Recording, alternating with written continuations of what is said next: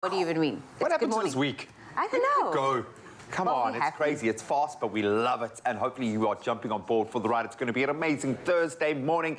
This morning we are chatting all things tech and how it affects our kids growing up. Something I'm so interested in because I feel like I'm way on the wrong side of the digital divide. Same. That's why I had to bring in the expert, of course, gaming content creator, Ambel Barnard, new mama as well, is joining us in studio to share the best baby apps to use. Why didn't we have baby apps? Yeah, look, I got on the bandwagon for a couple of those, especially the ones that kind of introduce you to the phases when your baby is entering into a leap and those sorts of things, and they really do work. So we're going to find out which are the best. And then we are going to be learning a bit more about an incredible organization and initiative called Joint Bands, Not Gangs Music Community School. And they are bringing us 3 amazing performances, but we'll find out a bit more about the amazing work that they are doing, most importantly. Can't wait for that as well. And then Eitan Stern is also giving us some legal advice surrounding COVID-19 in South Africa right now. So it's going to be a jam-packed show. All you have to do is grab yourself a coffee for the next 3 hours, sit back, relax, and just take in all the information. You know, all that's going to happen today is people are going to run around for the rest of their thing. But Eitan said, okay, I have it on good authority that Eitan said, well, Eitan will be saying in just a moment, a lot of information and a lot of fun on the way. And of course, some friendly faces with amazing buns. How do you achieve a bun like that? Good morning, Zoe. Feels like a crown today. It's quite big, I'm not gonna lie. But thank you. You know what? You must know, the day my hair's in a bun, it doesn't want to curl anymore. It's due for a wash.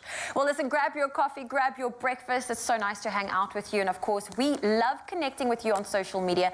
And this morning, it is all about the kids and technology. And we want to know from you, what do you think is the right age or the right time to introduce your child to technology? Now, as someone that doesn't have kids yet, of course, my answer will be completely different to someone that currently has little ones. So do let us know on social media, and don't forget that hashtag. But it's also time for us to catch up with your morning headlines. Here's Jamie. Thank you so much, Joey. And we'll start on the national front. Now, experts warn that South Africa's population has accelerated at a faster pace over the past 5 years than what the economy has grown. Statistician General Risenga Maluleke says in the real terms, the economy is currently at the same level as in 2017. This warning follows amid the 4th census since 1994, which started last night and will last until the 28th. Now, experts say the increase of some 3.5 million people poses several socioeconomic challenges for policymakers and have been further exacerbated by the coronavirus pandemic. Then the South African Human Rights Commission has called for a catch-up plan for learners who have lost out on time in the classroom because of rotational learning due to COVID-19. The call was made in response to a decision by Cabinet to end rotational learning with immediate effect earlier this week.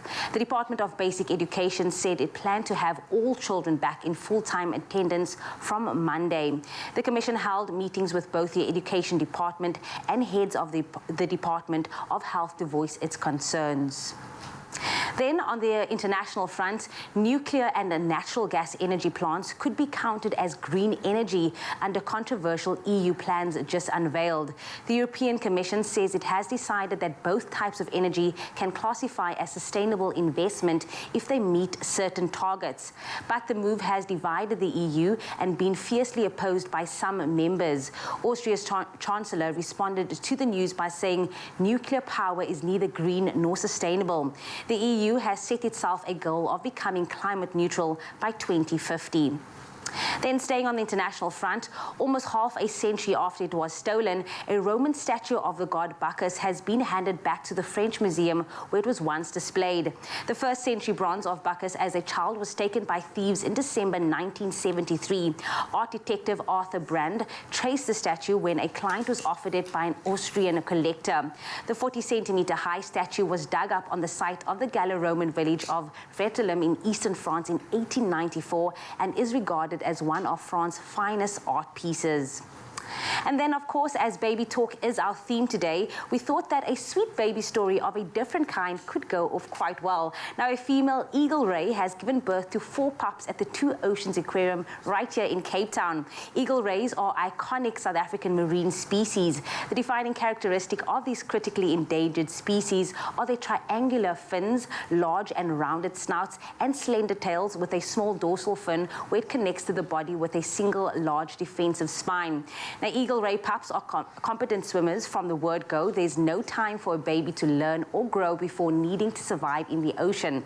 So they quickly move and survive like their adult mother. Now, Mama Eagle Ray is currently in the I&J Ocean exhibit at the aquarium, and the pups are being housed in the Ray pool in the Diversity Gallery, and they will be spending some time as animal ambassadors for this critically endangered species before being released. So please pay the pups a visit before they commence their travels in the big wide oceans.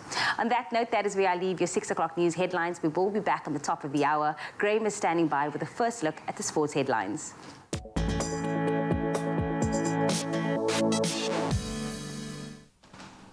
Thanks so much, Jamie. Let's start with cricket. The Proteas suffered a blow ahead of their tour of New Zealand when new batting star Keegan Peterson was ruled out after testing positive for COVID-19. So CSA announced Peterson's forced withdrawal on Wednesday, less than 12 hours before the team's departure on Wednesday evening. Now, the 28-year-old was named player of the series after South Africa's 2-1 series win against India last month, scoring 276 runs at an average of just 46, an incredible achievement, certainly for a novice. Now, Peterson will be replaced by Zubair Hamza. Meanwhile, the disciplinary hearing against head coach Mark Boucher has been postponed until the 16th, or it'll run from the 16th to the 20th of May. Boucher facing charges of racism, which could result in his dismissal. Then on to the positive side, underlying that we are definitely in a golden era of sports. Laureus has announced its World Sports Awards nominees for the past year. So the 2022 nominees were selected by a panel of the world's top sports media and represent the world's best across 7 categories. The two main, though, that all eyes are focused on: Sportsman of the Year award.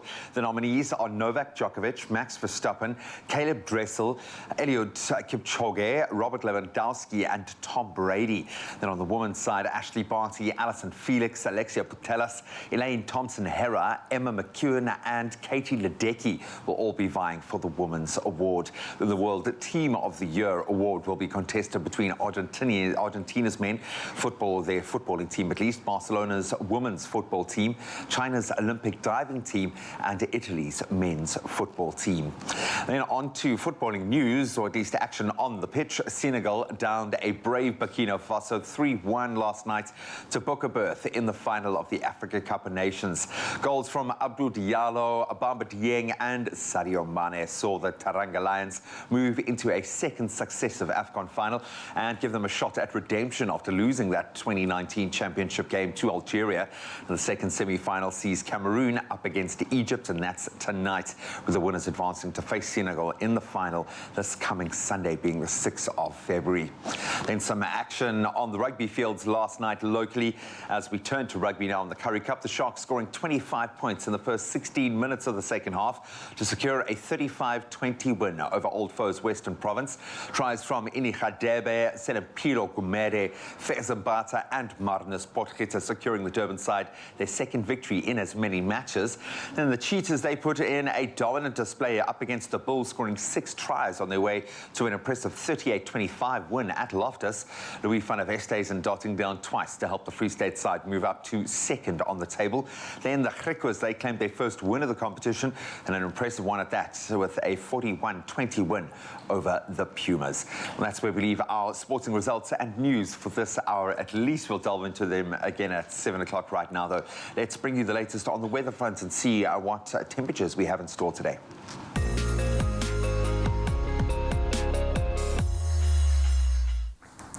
Thank you, Graham. And we have some good news from nature. The Berg River Estuary in the Western Cape is the 28th wetland in SA to be added to the list of international importance. Located at Veldrif near St. Helena Bay, it stretches over an area of more than 1,000 hectares. The Department of Forestry, Fisheries and Environmental Affairs says the wetland is one of the most important coastal wetlands in South Africa. Fresh water flowing from the estuary and its floodplain floodplain mixes with marine water, enabling diverse conditions for various habitats to flourish. Among these is the third largest salt marsh on the Cape Coast. Its super ecosystem is the habitat for about 127 species of waterbird, such as the endangered Cape cormorant. Its unique vegetation includes rare plant species, which are typical of the wider region, such as waterblommetjies, soutbos, and sareegras, and communities of fish such as white steenbras and white stumpnose are partially or fully dependent on it for its breeding. And then from some good news to our weather news, we also now move over to the better views, which was shared by you, our Expresso viewers, on the Expresso Facebook page.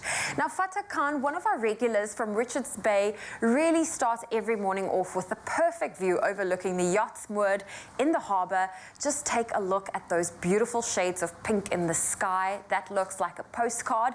And then Michelle Delafontaine from Durban captured this stunning shot of a blue morning sky as the sun peeks through the trees, causing a lens flare, which is just spectacular. Let's quickly get into those temperatures. If you're in Polokwane, expect a low of 19 and a high of 32. Mbombela 22 with a high of 36. Pretoria 20, 32. Johannesburg 19, reaching a high of 30. Mahikeng 17, 31. Klerksdorp 18, 31. Kimberley 15, reaching a high of 26. Bloemfontein 15, 27. Richards Bay 23, reaching a high of 40. If you're in Pietermaritzburg, some thunder showers can be expected with a low of 19, a high of 37. Durban 17, reaching a high of 30. Mthatha, the same for you, 17 with a high of 30. Rainy conditions in East London, 19 with a high of 25. Cradock 15, 28. A cloudy day in Gqeberha, a low of 17, a high of 24. Rainy conditions for Cape Town as well as George. If you're in George today, a low of 15, a high of 24, and Cape Town 17 with a high of 20.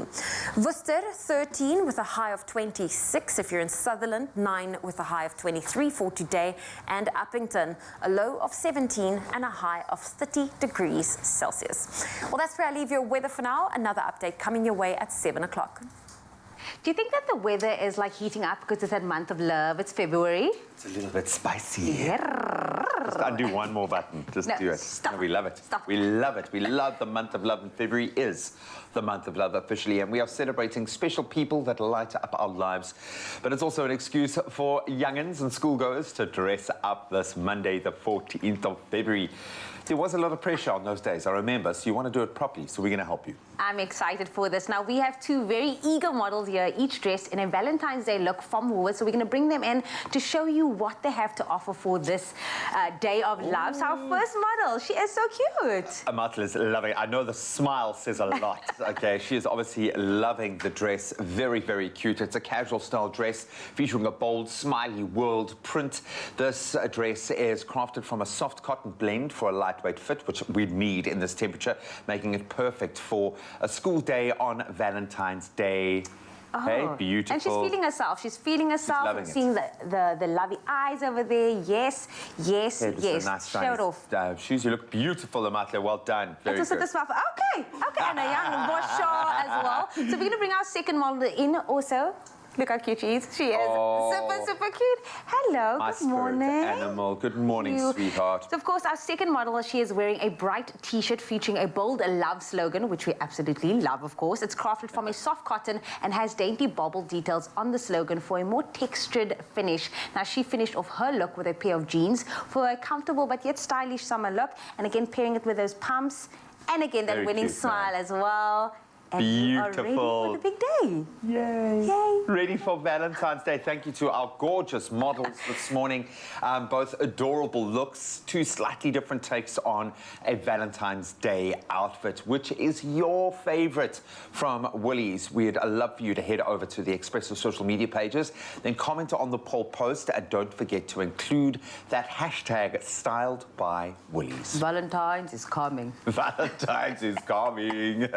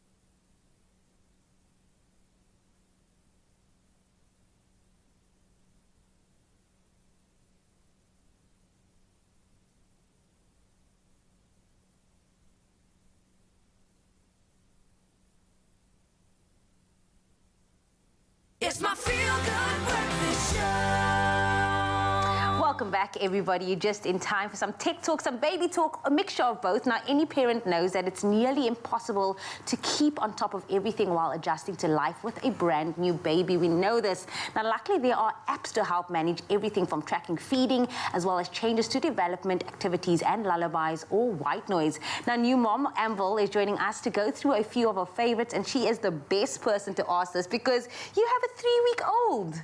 Look, and you haven't slept for 3 weeks, okay, and I know we joke about this, but they really haven't, okay? They've been dealing with the most. You look great this morning. You actually look like you might have called like an hour. The most. So, I mean, it's been great to walk this journey with you, and I love the fact that you kind of sit firmly with one foot on either side of the digital divide. You can relate to me as a parent, but you can also relate to the world from a tech sense. Is there an app that can raise your child for you? Not yet. Okay, working on that. Conversation over. No, the technology does help, and a couple of these apps that we're going to be chatting about have really helped us as parents. But how much has technology helped two very tech-savvy parents through this process? Well, it's helped be our second brains because our current brains are working at half speed at the moment. Very little so RAM. It's really good to have apps to remind you to do things like take a shower and breathe and feed yourself. feed yourself. I was just thinking, an app got you guys where you are today, and now an app is going to be helping you raise your child. But you have five apps to help you with parenting. Take us through them. Where do we begin? So our first favorite one is the Wonder Weeks. I think a lot of parents use this one because it tells you the developmental leaps that your child goes through. So if they're suddenly more fussy or not sleeping and you think something's wrong, instead of running off to the pediatrician, as I think a lot of new parents do, when anything changes. Only with your first child. Or call your mom, like 24/7. My child is normal. They cry all the time. So the app will alert you of these things that are happening. And for example, it's telling me now Jamie's not going to be sleeping as much and she's going to start noticing things a little bit more. And then it gives you cool activities that you can do. So we can start playing with little contrast cards with her as her vision increases. And so the app's really good for things like that. Makes you feel like you're winning at life. Baby Sparks. Yes. Talk us through it. So Baby Sparks gives you activities that you can do for each age, from newborn all the way up.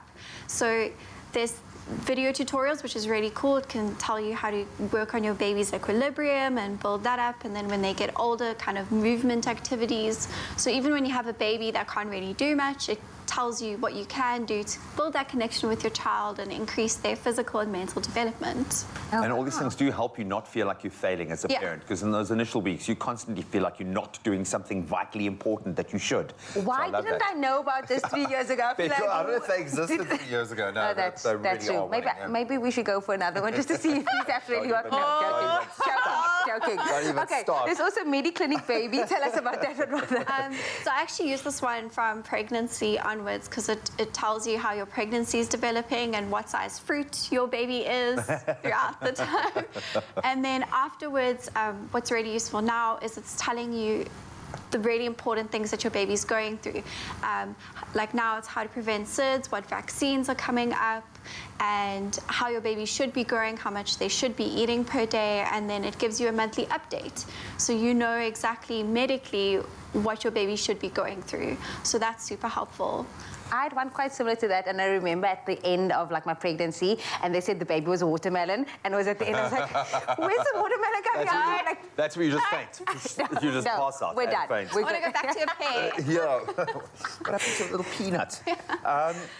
There is a tendency these days in every facet of our lives, but especially medically, to Google it. Yes. Sometimes you need to protect that search or kind of set the parameters in a bit more of a medically sound space. Is that possible with WebMD Baby? It is. So this app actually uses physicians and pediatricians to give the advice. I think sometimes when we Google, we might get into like a mummy blog trap, and then there's a million different remedies, but they might not always work, whereas this is actually from doctors, and they also give you tips and a whole bunch of normal questions that I think every parent Yeah, because gets. everyone goes through a Yeah. similar thing, depending on where you sit in the scale of how intense it is. But, And then you have the fifth one that came through. It's Baby Daybook. Yes, this one's really useful because it actually allows you to export all the data that you put into it, which you will know, the pediatrician asks you these questions all the time.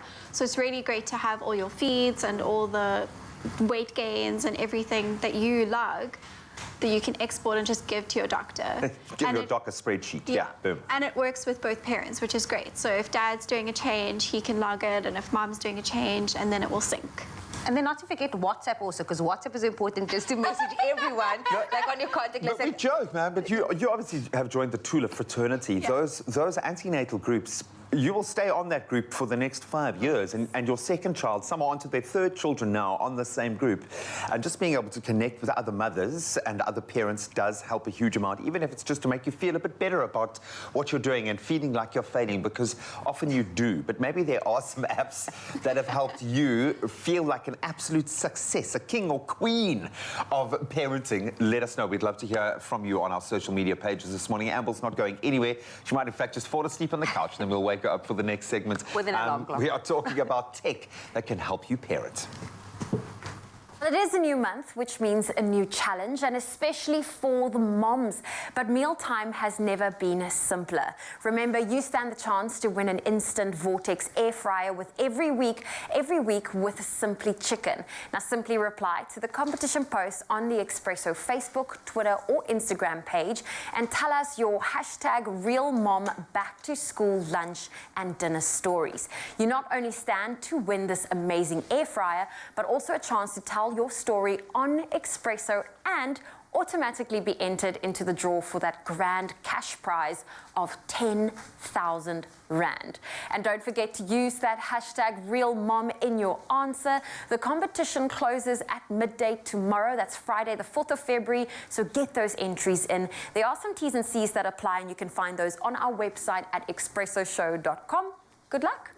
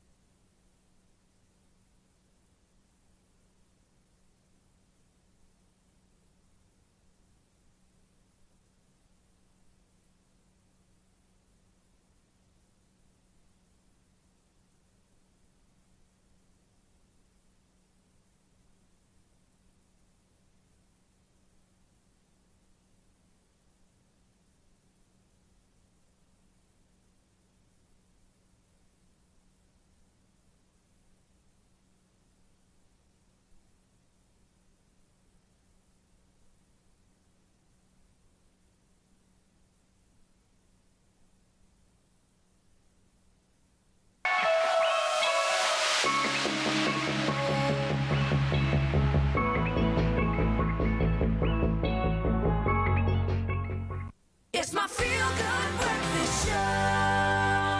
Welcome back. You are still live with Expresso, and yes, we are still talking to the parents, or parents to be out there and examining that beautiful place where parenting and tech collide. It sounds negative, where they combine and hopefully elevate your life. There are tons of internet-connected devices that you can get for your little ones at the moment, from a smart crib that will gently rock them to sleep, or a sock that will track their heart rate and their breathing patterns, which I think for the right kind of parent would be irreplaceable. We live in a day day and an age where home tech is finding more and more uses in our nursery and are designed to soothe your child and help you be the highest tech-rated parent possible. Our gaming content creator and new mom, Ambel Barnard, now joins us in studio to talk through some of the cool gadgets that can take us through. So we've covered some amazing apps, now some gadgets, because you want to think that tech is at a place that we can use this now. We use these kind of things on ourselves with our fitness monitors, so why not use it for this?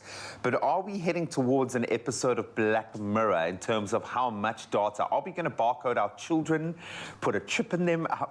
How far have we taken tech and our babies? I think before we even get there, we're getting to a point where if someone steals your phone, you won't be able to do anything. You won't be able to make a cup of tea in your house. Exactly. So we'll solve that problem first. I love that. We are obviously at a new frontier. Tech seems to be moving at a very, very rapid rate at the moment, and it's becoming, it's not just gimmicky, but it is really useful. So let's start with Smart Sleeper. Yes. Which I'm sure sounds like heaven. Absolute heaven and gold to you. Yeah, so there are actually smart sleepers that have been developed by pediatricians that have speakers and monitors in them, and they actually listen for your child making sounds, and then they automatically will rock and soothe and shush the baby. They do the swiggle. Yeah, they do the swiggle. And then they'll alert you if the baby doesn't settle, but yeah, everything will come through to your phone, and it just does everything. It basically takes care of your child for you. I asked you if there was an app that could raise your child. Well, I was saving it for the Yeah, you were saving the best part. That makes so much sense, because the amount of hours I have spent just doing this.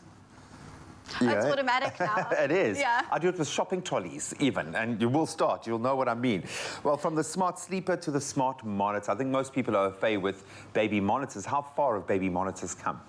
Well, now they monitor movements and breath and heart rate and everything for us. Wow. So we have an angel care system that measures movement, but we haven't used it yet because the baby hasn't Really had the chance to sleep yet.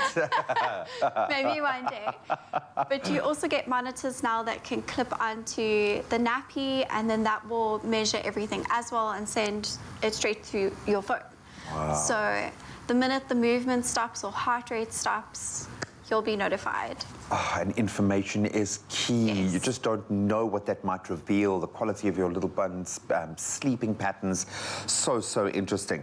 This one, I think you can hear by the tone of my voice when I spoke about it earlier, the smart sock. Yes, we've made socks smart now. I get it, man. I absolutely get it. How does the smart sock work? So this one measures the blood oxygen levels in your child. So if you really maybe have an immunocompromised child, or I wouldn't recommend every parent does this. I think it will make you a bit neurotic. Yeah. Looking at their blood oxygen You might know levels all too the time. much. Yeah, exactly. But I think it's maybe good for the more sickly bubbas or things like that. But yeah, literally a sock that you put on, and it will notify you if anything starts slipping. The whole time I'm thinking, does it come with a partner sock? Because just wearing one sock would freak me out completely. But it appears to work beautifully. Look how well that baby is slipping. Yeah. So sweet. Okay, I get that. And I think for the right parents who need Yeah. that kind of information, an absolute godsend. Don't wear the sock and the monitor And everything. Yeah. If that's the case, turn your phone off. Last one, a smart changing mat. Please say it changes the nappy for you. It doesn't, but it will measure how many you change and how much your baby's weighing. Because, especially in the beginning, you need to weigh them kind of every week to make sure they're eating enough. Completely. And you can also use it to measure before and after feeds if you're doing something like breastfeeding, so that you know how much they're actually getting, because it's hard Dads, to it's tell. not a competition. I can see where this is going. It's not a competition, guys. You're not allowed to weigh the nappies. It's not about that. It's not about that at all. I love that. As a parent, especially a new parent, because, look, the journey does change dramatically with the second child. But with the first, you need that information. And it feels like you're constantly being asked questions where you're like, I don't know, can we weigh her again? So I understand, and especially for the right parents, this kind of tech will make all the difference. Thank you so much. We're going to keep Ambel here because we just love seeing her in this heightened state of exhaustion. So good to have new parents in here. If there is a piece of tech that has grabbed your attention and really helped you if you're a new parent, please let us know. Well, is there an app that can make you cook? No, because you need to get back into the kitchen because you know it's no secret that dinner time can be very challenging when you have a fussy baby and toddlers to cater for. So to help you get through the dilemma, we're about to show you how to make a very quick and very easy tuna and creamed corn macaroni dish. It sounds like a mouthful, it is a mouthful, but it tastes great. And it's great for getting your little ones onto solids, and better yet, the whole family will love it. Michaela, the baby herself, is here to show us how to do it. What do you mean? We're the same age. We're not. Aren't we? No. Yes. You're not. Weren't we You're both like, born in 92? oh, we were, but I feel like Yeah. yours is a different Yeah. 92 on the different calendar. I just don't have my own baby. No. It's okay. You'd be such a good mama. It would be kind of cute. You, Yeah. definitely, Yeah. definitely. But you have to feed them. So this is Yes. exactly what you're doing today with this amazing Exactly. recipe. You're starting off with your butter. Yes, melting the butter along with a bit of oil so that the butter doesn't burn. Cool. Let that melt down. You said that this is one of Luca's favorites. Okay, so Luca is obsessed with corn, with pasta, with Yes. and then chicken as well. But so obviously I would just replace the tuna for chicken. But again, Yes. great balance here of protein, your carbs, your good fats as well. And then if you didn't want to use a sweet corn, I'd also just go with normal corn as well. So Yes. And you can get Check it corn out. in a tin. You can get those ones that you don't have to like still cut it off the carb and everything. Although whoever there's does that, like, I do. do you? I do. No, Yeah. you're clearly not a convenient person in my life. 'Cause I'm actually not. Yeah. The other night I spent like 3 hours making dumplings, you know. So like this is it. Immediately, no. You can literally buy dumplings. No. Everything tastes better homemade. That is true. So why don't we ever get to taste your dumplings? I'll bring some in. Okay. Or I'll make it on set, either which way. There we Yeah. go. But it's Yeah. going to take 3 hours because we only have 3 hours for the No. show. No, I'll make it like Thank you. ready-made. Thank you. Cool. So you want to get everything nice and browned in there, but we don't have enough time for that. So it's busy cooking away. You want to add your flour into it and just cook it down so that the flour taste is no longer there. Okay, So got you have to cook your flour out. That's important, guys. Definitely, because you don't want it to be mealerig in your No, Yeah. no. Okay, so we get that going. Literally all you have today is some chives to chop. I'm so happy about that. There's no machines that I can mess up. I Hand just need to cut it mixers. down. Nothing. You'll never live that down. Never. Do I just cut like this? Yeah? Yes. Nice and chunky. And this is going to be for our topping. This is going to be our garnish. Yes. Got it. Okay, so then we add some milk. You keep doing this gradually. You don't want to add all the milk in one go.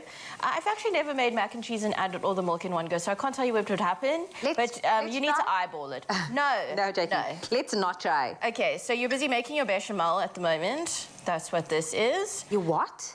A bechamel. A bechamel. A bechamel. It sounds so sexy. Bechamel. Yes. Basis for your mac and cheese, best.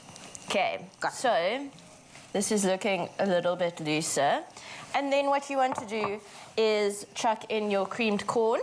That's why we don't add too much liquid, because we're doing the creamy corn at this point. Got it. Oh, yes. And while that's going, you add your tuna.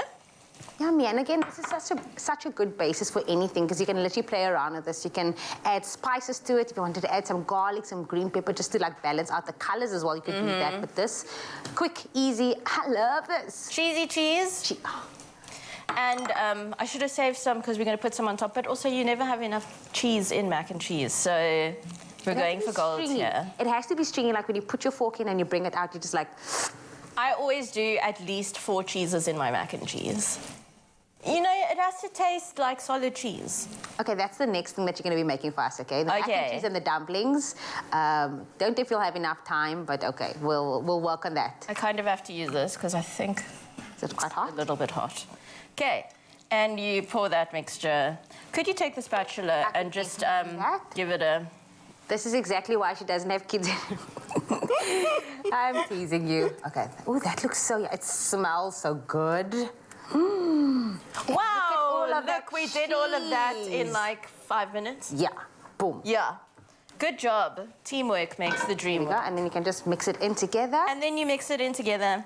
And what you could do here after, if you really wanted to be cool, is you put it in the oven and you could bake it with some cheese on the More top, cheese. and then it gets like golden and crispy and delicious, and yeah. And don't forget my one job. All I had to do today was put on this. I'm going to do that as well because otherwise I cut that in vain. There we go, some Nice. thighs on the top. And expressoshow.com is where you can get your hands on the recipe. It is quick, it is easy, it is convenient. The kids will love it, you will love it. And Michaela also agrees that it is so tasty. So enjoy, everybody. Oh, you can make my day.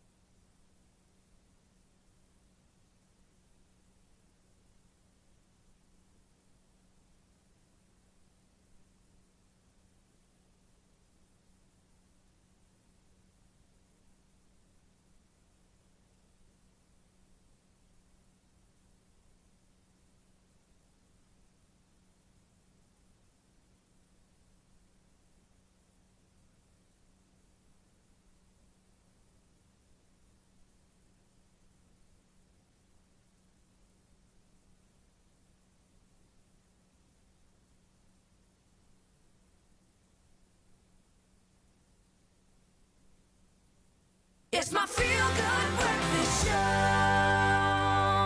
Welcome back as we continue our parenting chats of sorts. We are talking about tech, about parenting, some great apps, some great gadgets, and now let's talk about how we actually play in the tech space. I think many parents have decided not to share any images of their children online for safety and privacy reasons. I get that. Sometimes this can be, I think, difficult as a family and other family members and friends, especially after what we've been through over the last couple of years. They want to be a part of that journey and they want to watch your new baby grow, as well as all of the other precious moments. They want to be a part of that. And of course, there are so many of those milestones. Well, Ambel now joins us again to talk about a few ways that parents can still share all of these magical moments, but ensure that they have control over who's seeing it. This is such a weird thing for us, is because we have one foot in kind of a very public space and one in a very private space. I was like, I will never ever post a picture of my child ever until they are 21 years old. Then suddenly you take a photo of your baby looking so amazing and so gorgeous, and you're just so proud, and it makes you so happy. You want to share it with the world. You want to share it with your family especially. But why do we have to be careful? What are the dangers here? Let's get real for a sec. So the new phenomenon, we actually have a term for it. It's called sharenting. Sharenting. Sounds so irritating even when you say it. Oh. So there is a potential for identity theft later on, for sharing your child where they were born and all the pictures of them. But then there's also things like kidnapping. That's quite a serious... Which does happen, you know, if someone knows your child's name and what they look like, what could stop them from going to their school and saying, oh, hey. And con men are very, very good. They need very little information to do a lot. Exactly. So parents need to think of these things before they just share photos of their child online. But as you say, you know, family wants to see the child grow. They want to see how things are going on. So there are ways to do it safely. All right, so let's talk about social media as it stands at the moment, because the reason why it was developed in the very first place was not so that you could post pictures of yourself looking glorious. It was ultimately to share and connect to your network. So how do we use social media safely? Yeah, so we don't have to reinvent the wheel here. You can either take your existing accounts and kind of clean up your friends list a little bit, or what I think is easiest is creating an account for your child and then only inviting family members and close friends and setting your privacy settings on the highest they can. And then also talking to those family members and just saying, hey, don't repost images, don't download them and post them somewhere else, just so they know It's just for them, because that could happen. Yeah, no, very much so. And aunties and grannies are incredibly proud. And I suppose I really understand this, because half of our family has no desire to be out there in the public life, but they are now connected to, one family member who is. So I've got algorithms that are constantly pushing strangers towards their platforms. So I've got to just be like, don't just accept a friend request, out of the blue.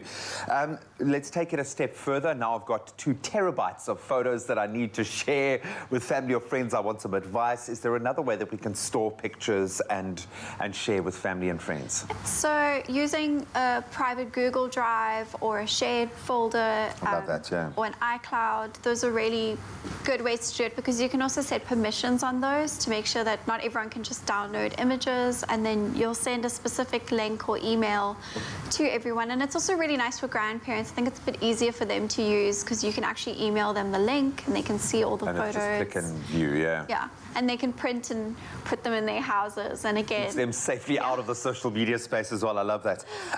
Tiny Beans sounds really gorgeous as well. How does it work? So this is a social media app, but it's got different permission settings to other social media. So you actually own the rights to the images, which is very unlike other social media sites. So if you post a picture of your child online there, you know that you own that image and it's safe and they can't use it for anything else. And again, you can only invite family members and create a little private network again. Love that, and keep it curated. Mamatu, how does Mamatu operate? So this is basically like a messaging service similar to WhatsApp, but it keeps the images there and then in a timeline as well. So everyone can kind of have a chat with images, and it's a little bit more organic, If you're feeling a bit weirded out by everything that you've heard about WhatsApp as well, maybe that's something that could just ease your nerves a little bit. But it's worth noting something that you picked up, or I picked up on what you were saying there about knowing that you own the rights to it. Once you put a photo out there, it's out there. It is no longer in a safe place. So think so carefully about how and when you put pictures of your children out there. And I always think when my child reaches that age, 14, 15, 16, maybe 12, I don't know what it's going to be with the kids that we're raising now, but would they be comfortable with that photo being out there? How are they going to feel about it when they're making choices about their own digital well-being? I think that's something worth thinking about. It's a crazy world out there, but there are some great tech, some great gadgets, some great apps to help us through it. I just hope there's an app that can save you right now, that allows you to sleep. A sleeping app. A sleeping app that just puts you straight to sleep. We know that new parents go through the most, and we are there with you every step of the way. Well, we love making use of technology, because this morning we asked you a very important question, as we all love to dress up for Valentine's Day. And in school this year with Woolworths, they have some amazing offerings. Earlier, we asked you to choose your favorite Valentine's Day look. Now let's take a look at some of the comments that came through, because you had 2 options to choose from. You could have done the cute little love t-shirt and shorts, or the cute little dress with the smiley print. Now, Joan says number 2, love the jean and t-shirt, although the dress is pretty as well. I agree with you, Joan. Both looks are so cute. Shireen Abram says the dress is cute. I like the t-shirt. It can be worn with shorts, jeans, a skirt, or leggings. So you have a lot of options with the t-shirt. Hashtag styled by Woolies. Very, very true. Arita also agreeing with number 2.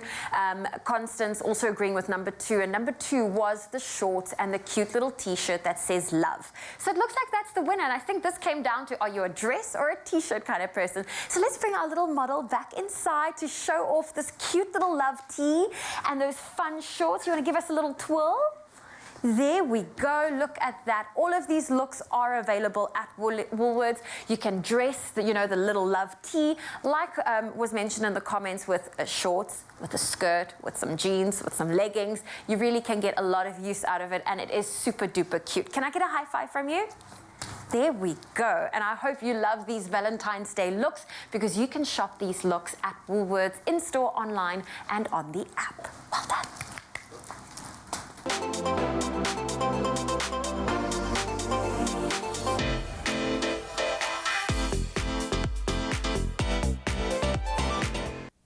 Oh, Oh, well, that was so cute, but it's time now to focus on the mommies, because right now we're going to be taking you through a workout, especially if you're a mom trying to get active. We know that exercise helps reduce stress. Make sure that you're active and fit, and make sure that you can get in all the exercise that you need. Now, Fit Mom, today, Natalie Daniels is here to take us through a workout.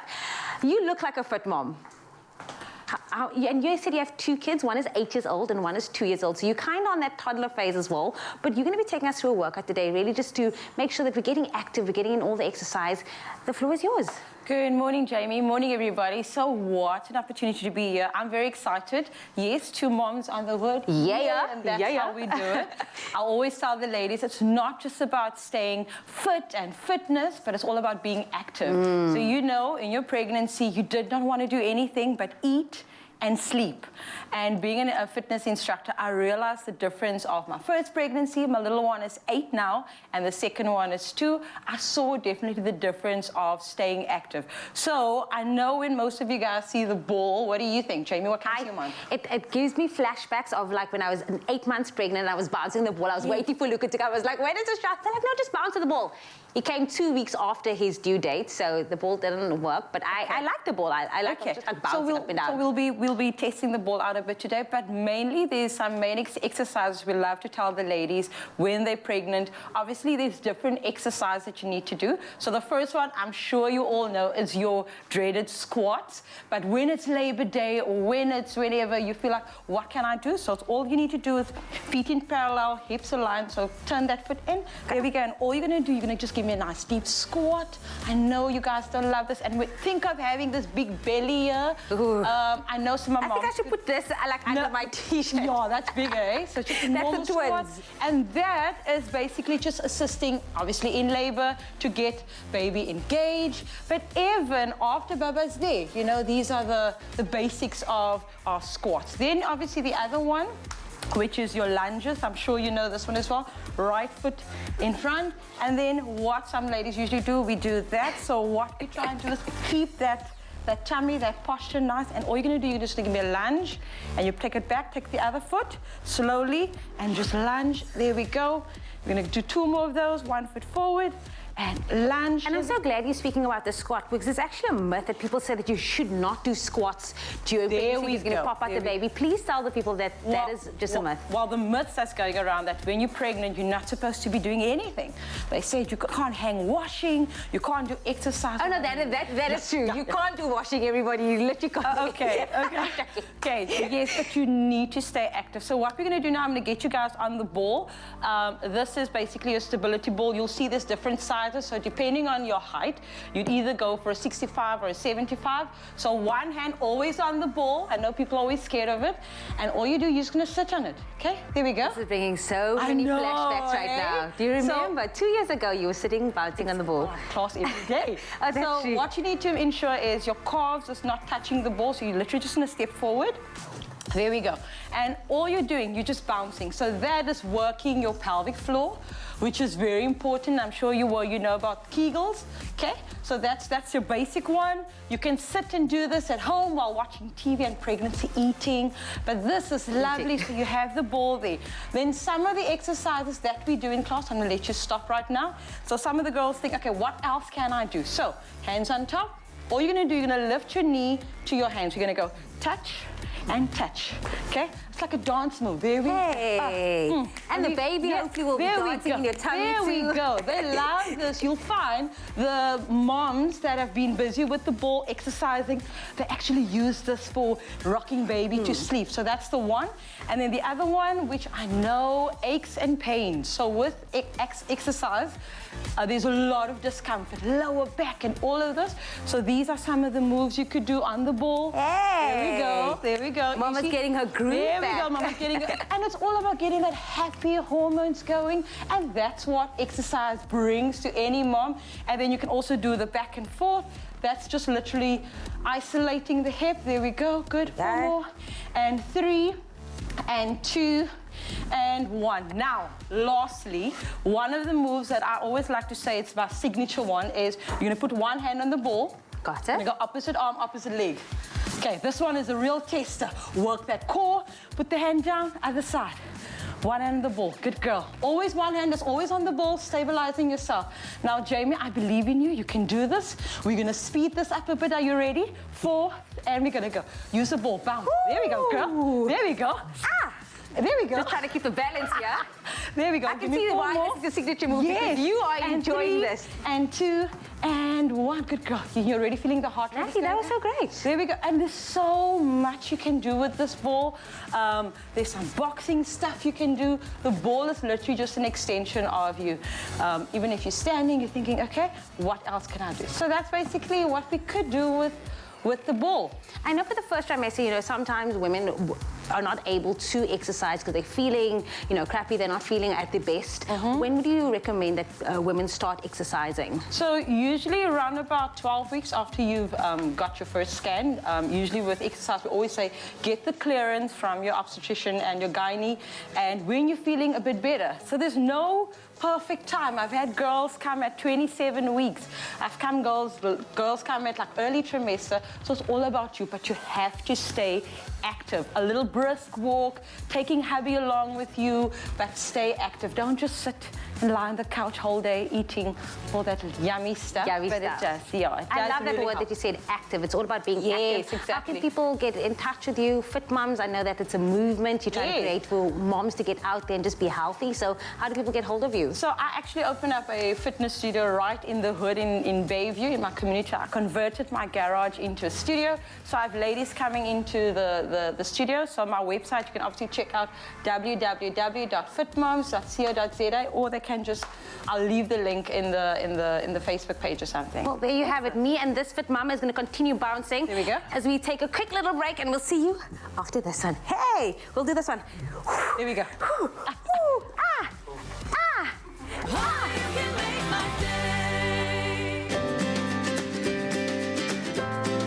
Simple as CBD should be.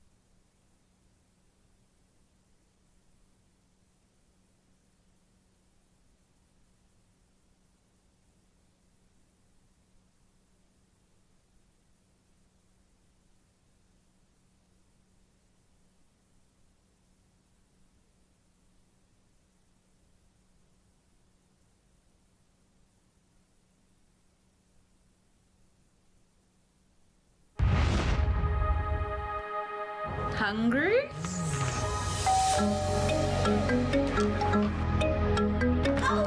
With bags. My dad has a certain way of doing things.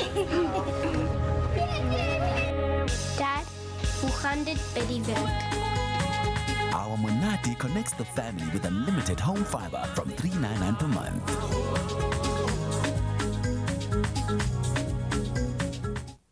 It's my feel-good breakfast show. Welcome back to your Feel Good Breakfast Show. It's Expresso on S3. Now, once a person has become involved in a life of gangsterism, they may feel like they have no choice to leave or turn their lives around, but a local non-profit is hard at work to change all of that. They're called Join Bands, Not Gangs, and they are bringing instruments into help gangsters out. Now, let's listen to some of the recent collaborations they did with singer and songwriter Elvira Standili, called Children of the African Sun.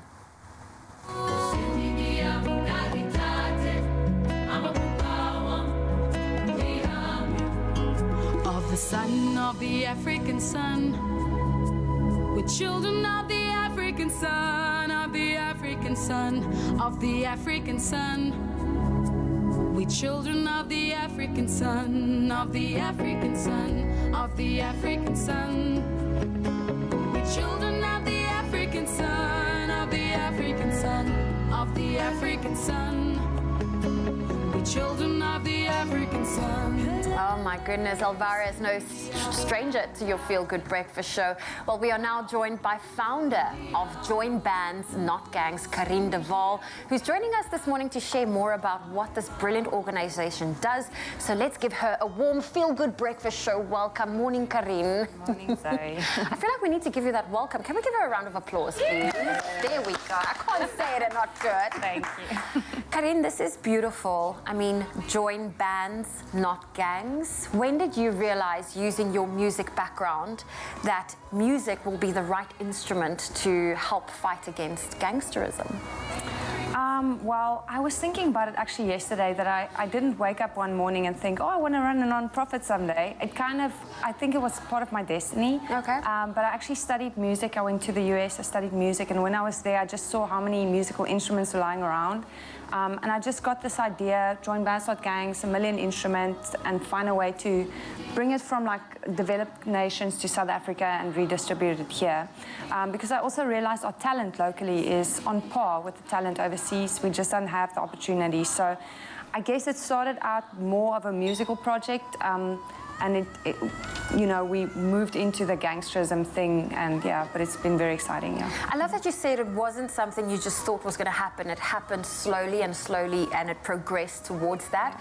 How do you go into the communities? How do you just go with your instruments, or is there a little bit of, what's the work involved with getting into the communities? I think if you're going to go into any community, or if you're planning to help any community, you actually have to check in with the community what they want, and work very tightly with the community. So we were very fortunate to meet various people that took us into Fontaine.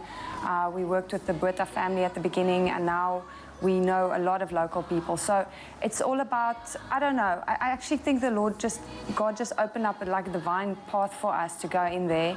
And now we work in Fontaine. And that's amazing. So you have to, it's kind of, like I say, it's kind of, I felt led into this journey. And definitely in the right direction. Yeah. Now, I know that you not only teach these young individuals about music and enjoying the sound of the music and singing and using instruments. How do you get instruments, and how can people help contribute to make sure you get more musical instruments? So, yeah, I think that's the big challenge, Zoe, is we can only give what we get. So I get a lot of requests from people saying, you know, please help us and whatever, and I would love to help as many people as I can. But essentially, we'd love to ask schools, churches, individuals, anyone who has a guitar collecting dust at home, to donate it to Join Bands Not Gangs. And then what we do is we put it kind of in a package. You know, when we have enough instruments, we donate it to a school or to a community center, and we help them kickstart. So Join Bands Not Gangs is like a kickstarting organization that, you know, that helps people start, but but we have to work with the people, because I can't run everybody's programs for them. So, so if the public wanted to donate old instruments they're no longer using, as long as it's still in a working order. That's the secret. It needs to work, because that's the whole point of starting a band, is to have instruments that work. Yes. And then, Karine, in terms of funding, how can people support you through the funding route if they perhaps don't have instruments but they want to contribute? So we are registered PBO. So we are 18A or whatever for tax exemption. So we'd love to this year start reaching out to corporates and say, you know, take us on as youth development, because on the one hand we do the musical instruments, but on the other hand we actually help gangsters to get out of gangsterism by building relationship and friendship with local street gangs, and then from there we have a sponsor gangster program. So if people wanted to donate, they could either give towards instruments, give towards obviously operations, which is very small. We're small. We try to make the most of the money go towards helping the communities, and then sponsor gangster, you can actually help us to help individual gangsters out. So last year we helped about 10 gangsters go to rehab, and we'd love to keep that going. We have 3 in the program at the moment. That is incredible. Well, Karine, it's time for me to say goodbye, but I know you've got a search competition for looking for a young singer-songwriter along the garden route. Yes. Can you quickly tell us who can enter and how they can be part of this talent search? Yes, so we're going to have 3 songs today, and these songs were from a previous generous grant that we got from Black Stripe and YouTube. And it worked so well, so thank you guys. It worked so well that we could discover these talented young kids that we want to do it again. And this time it's going to be for the Garden Route. So if you're from the Garden Route, can I look into the camera? Yes, look into that camera. As jy van die Garden Route is, if you're a songwriter from the Garden Route, we are looking for songs and we're going to pick the 3 best ones and we're going to give them a music video and we're going to produce their track. We'll come out to your town, Alvira gaan jou interview, and we're trying to make a big thing about discovering new talent across South Africa, starting in the Garden Route now. Oh, well, Karina, it's so great to have you here, and what a great initiative. Join bands, not gangs.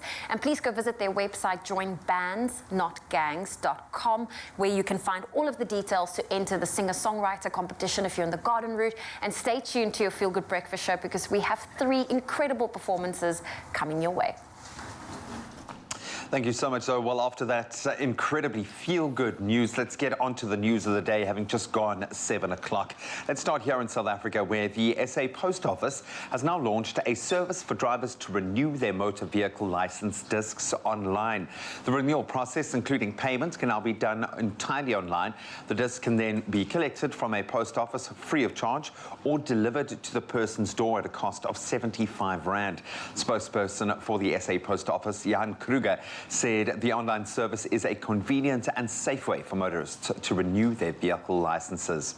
And staying in the country, experts warn that South Africa's population has accelerated at a faster pace over the past 5 years than what the economy has grown. Statistician General Risenga Maluleke says in real terms, the economy is currently at the same level as it was back in 2017. Now, this warning follows amid the 4th census since 1994, which started last night and will last up until the 28th of this month. Experts say the increase of some 3.5 million people poses several socio-economic challenges. That's for policymakers, and these have been further exacerbated by the coronavirus pandemic. Now, casting a wider gaze on the international front, at least 26 people have died after being electrocuted by a falling power cable at a market in the Democratic Republic of Congo. So the high voltage cable snapped and then landed on houses and people shopping near the capital of Kinshasa yesterday. It's not yet clear what caused the power cable break. The DRC's National Electricity Company said it believed lightning had struck the cable, causing it to fall to the ground. Now, local media reports said the majority of the victims were female market traders. Now, nuclear and natural gas energy plants could be counted as green energy under a very controversial EU plan that's just been unveiled. The European Commission says it has decided that both types of energy can classify as sustainable investments if they meet certain targets. But the move has divided the EU and been fiercely opposed by some members.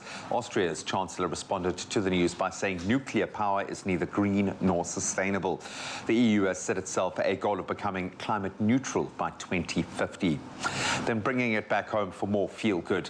The Cape of Good Hope SPCA staff was left stunned when a dog sought veterinary treatment on its own accord.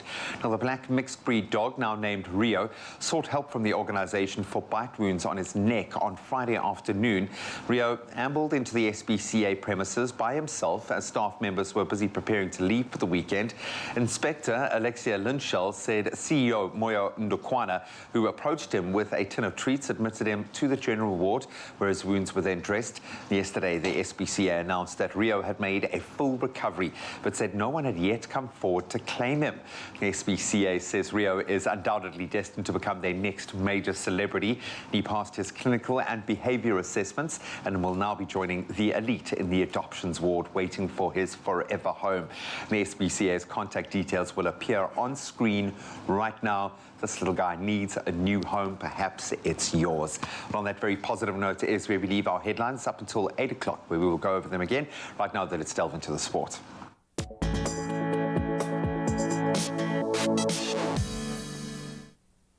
Unfortunately, not the best note to start on as we focus on cricket.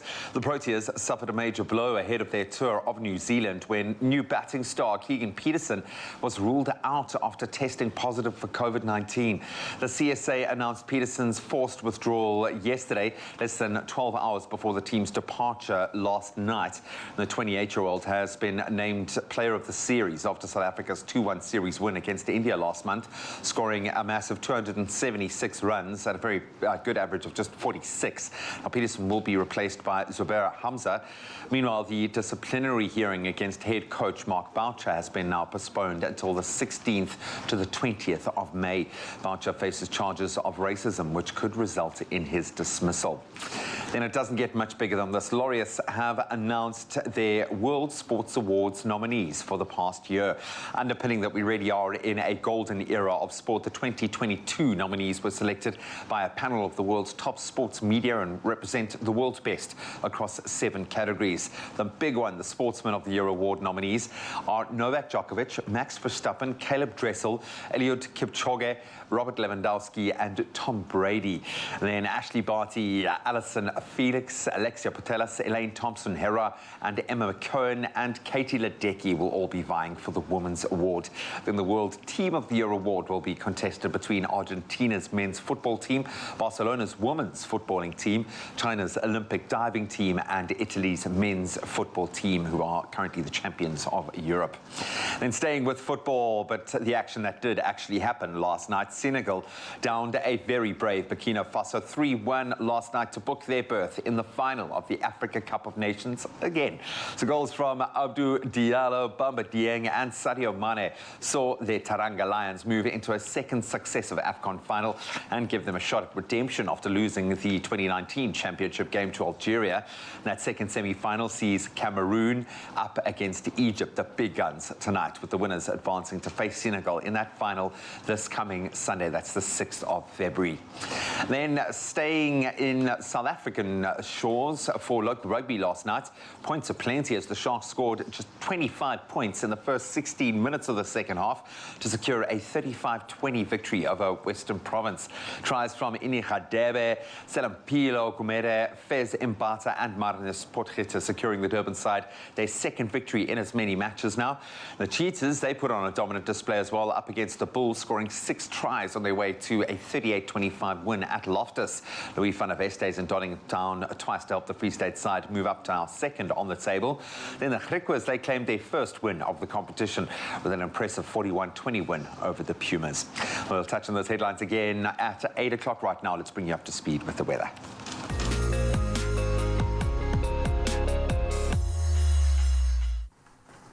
Well, thank you so much, Steve, for that sports update. Some amazing news of an amazing record. Now, a jaw-dropping lightning mega flash that snaked across 3 states in the southern United States has just bagged a world record. The mega flash was the furthest reaching on record. A mega flash is an enormous electric zigzag that travels from one electrified cloud to the next almost instantaneously. Now, a large enough thunderstorm system can allow a mega flash to cover hundreds of kilometers and light up the skies for longer than 10 seconds. Now, that's exactly what happened on the 29th of April 2020 when an enormous bolt of lightning snaked through thunderstorm clouds from just south of Houston to southeastern Mississippi. It stretched 767 kilometers, about the distance between Cape Town and Gqeberha. Now, on Tuesday, the World Meteorological Organization certified the flash as the furthest traveling on record, some 60 kilometers longer than the previous one in Brazil in October 2018. The certification of the new record-holding flash was published in the Bulletin of the American Meteorological Society. What an absolutely spectacular sight this must have been for scientists to record. We love seeing it.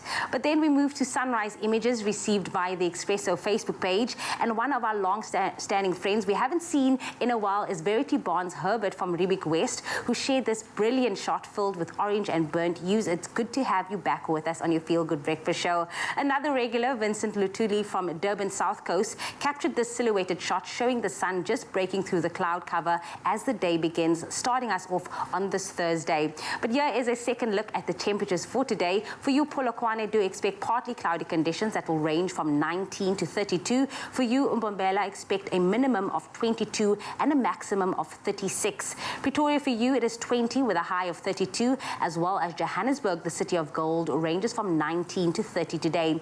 Mahikeng, thunder showers are coming your way with a range of 17 to 31, as well as Klerksdorp can be seen with a minimum of 18 and a maximum of 31. For you, Kimberley, it is 15, 26. Bloemfontein as well, following with a low of 15 and a high of 27. And then Richards Bay, partly cloudy conditions ranging from 23 to 40 today. Pietermaritzburg, for you, it is 19, 37. Durban, for you, it is 17, 30, but do expect a 55% chance of rain today, as well as Mthatha following with a low of 17 and a high of 30. East London, if you're out and about, your low is 19, that will peak at 25. Craddock, 15, 28. And Gqeberha, for you, it is cloudy conditions expected on this Thursday, ranging from 17 to 24. George, for you, it is 15, 24. The mother city, Cape Town, can expect a 60% chance of rain today, ranging from 17 to 20. For you, Worcester, it is 13, 26. Sutherland, 9, 23. But then last and definitely not least, Uppington ranges from 17 to 30. Well, that is where I leave your weather here on your Feel Good Breakfast Show. Oh, thank you for that, Jamie Lee Domberg. Well, you know what? It seems like it's going to be hot in some places and cold, but we're going to make sure your Feel Good Breakfast Show, we bring you the heat, because this morning it will be filled with special performances that have been brought to you, in fact, brought to us by Join Bands Not Gangs Community Music Initiative. Now, first up are two learners from Masibambane High School in Kraaifontein. First up is Black Amoy and Gideon Baruli, and they're delivering you a track, and this one is called I Need You. Take it away.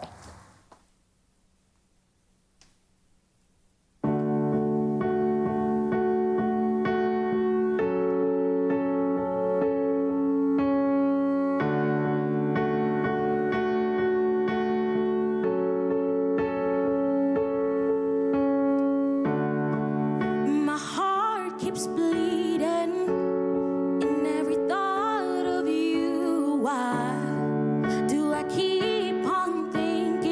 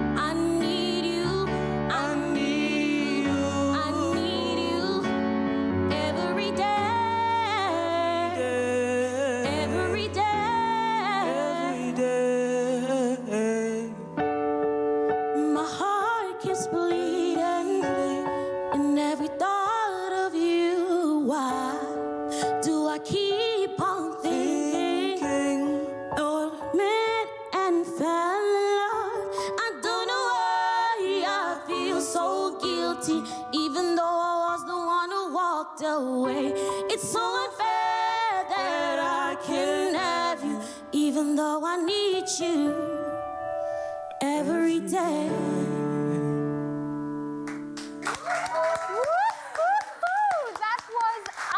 Unbelievable, the two of you, such a dynamic duo. Your stage name, Black Amoy, Gideon Baruli, you two are incredible. How did that feel? Were you a bit nervous? Yeah, I was a bit nervous. You would not have said you have a voice of an angel.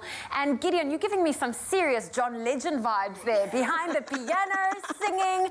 That was amazing. And did you enjoy that performance? I enjoyed it a lot. It was very good. Oh, well, listen, you need to be so proud of yourself. That was unbelievable. And don't go anywhere. We have more from this incredible, talented organization called Join Bands, Not Gangs. Please support them. You can follow them online at joinbandsnotgangs.com, and they're also on Facebook. And of course, remember, they are doing that talent search, looking for a singer-songwriter along the garden route.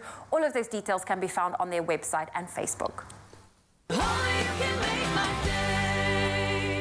Summer is as endless as you want it to be this getaway season with your Marriott Bonvoy Stay Longer on Us promotional offer. Get 20% or more off standard room rates when you stay 3 nights or longer at participating Marriott hotels across this magnificent land of ours. To find the participating Marriott hotels at your dream destination and just how good things get when you stay longer on us. Book now on emea.marriott.com.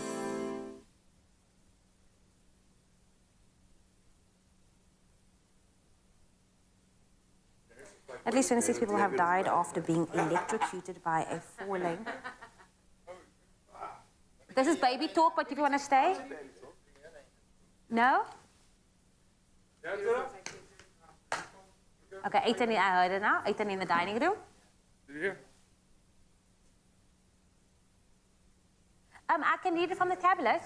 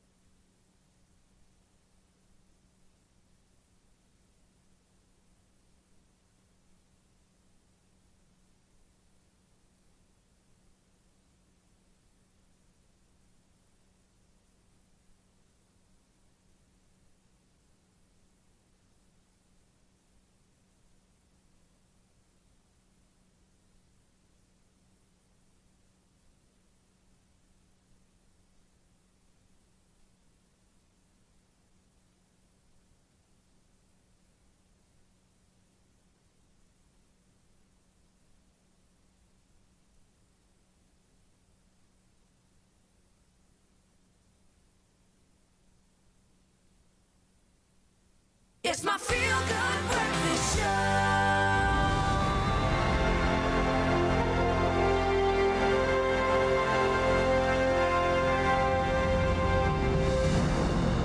Yep.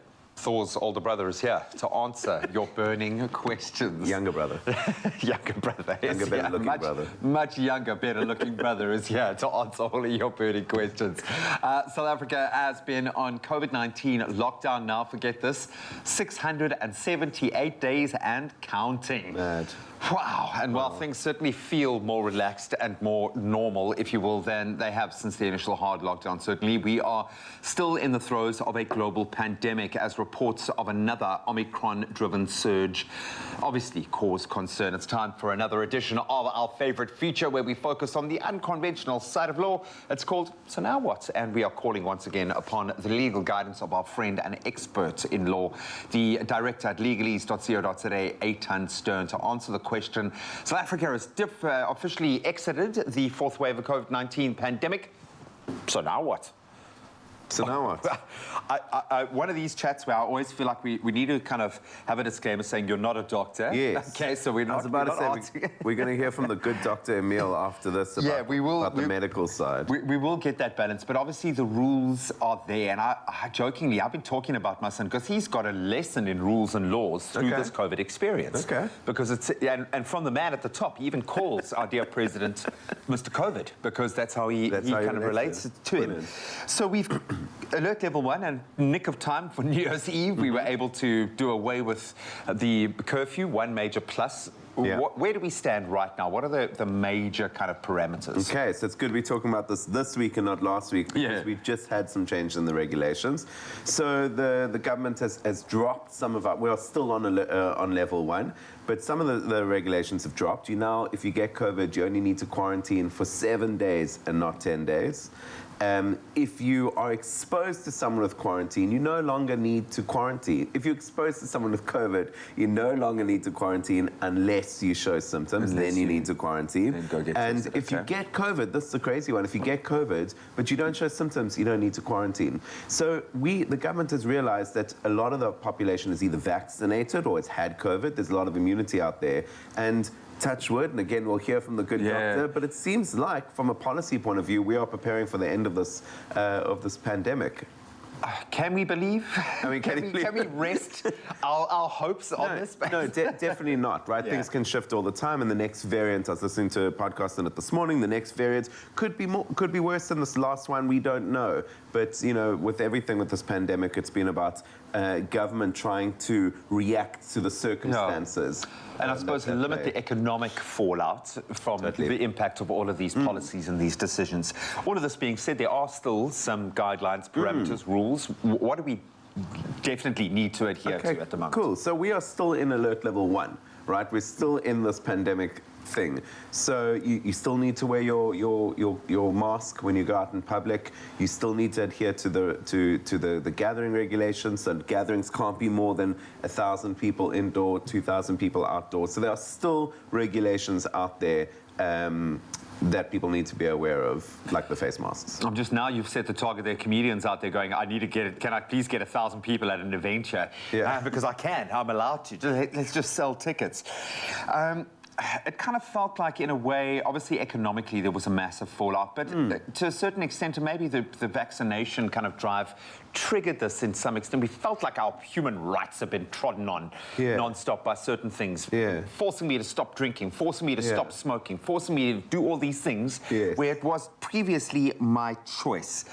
Is this a reality? Is it going to continue? Are we likely to see these kind of restrictions come into place again? So look, we are still in this alert level. So we're still not back to you know, our full rights and the regular situation of our rights. Are we likely to go back to a situation where there's no cigarettes or no drinking? I'm not in government, it's hard to know. You would hope that all government policies are rational. I don't know if the cigarette one was rational in the first place.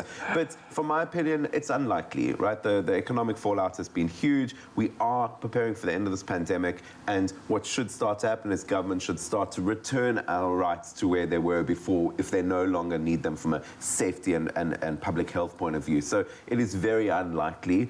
If that does return, then we do have something to worry about, either from a government point of view or from a health point of view. Yeah, so start looking at your health, I think, is a good way to start. Just stop smoking if you are smoking, that's a or very maybe good point. dial back on the drinking.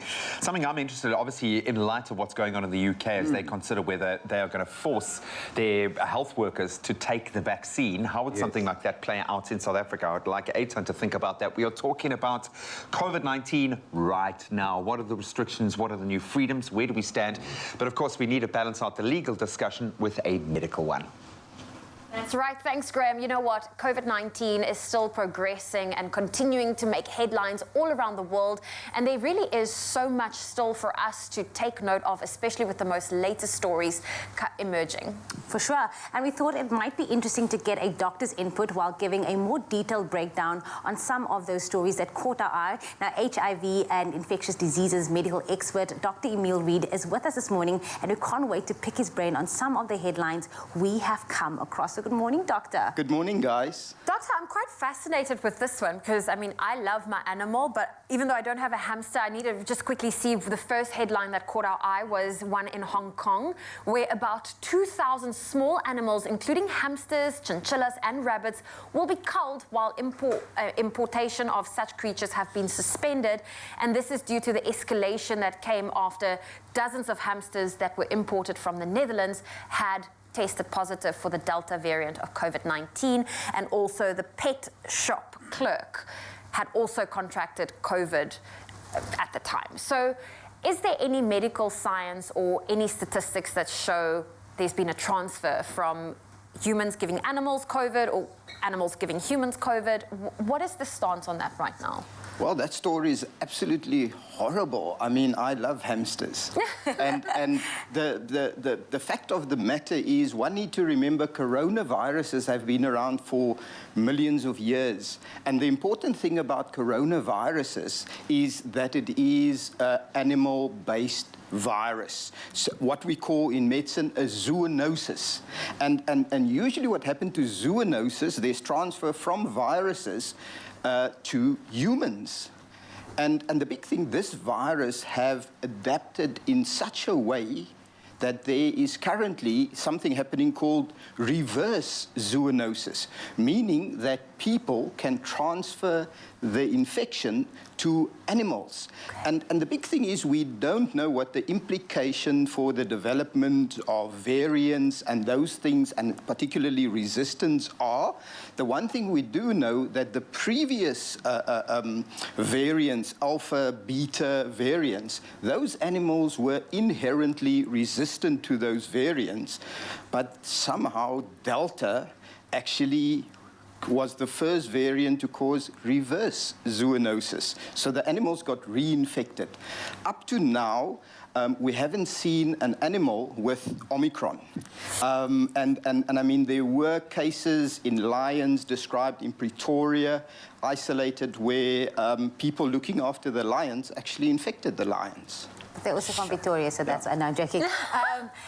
So it's not actually as bizarre as it sounds. Let's look at the next headline. So Spain recently made the news while they're considering the following. Now, Spain is to move from treating COVID-19 as a pandemic to an endemic illness, with many European countries such as Denmark, Austria, and also the Netherlands, amongst many others, starting to drop many restrictions. Now, what does the move of treating an illness as endemic mean, and what would life potentially look like under these circumstances? Wow, amazing question.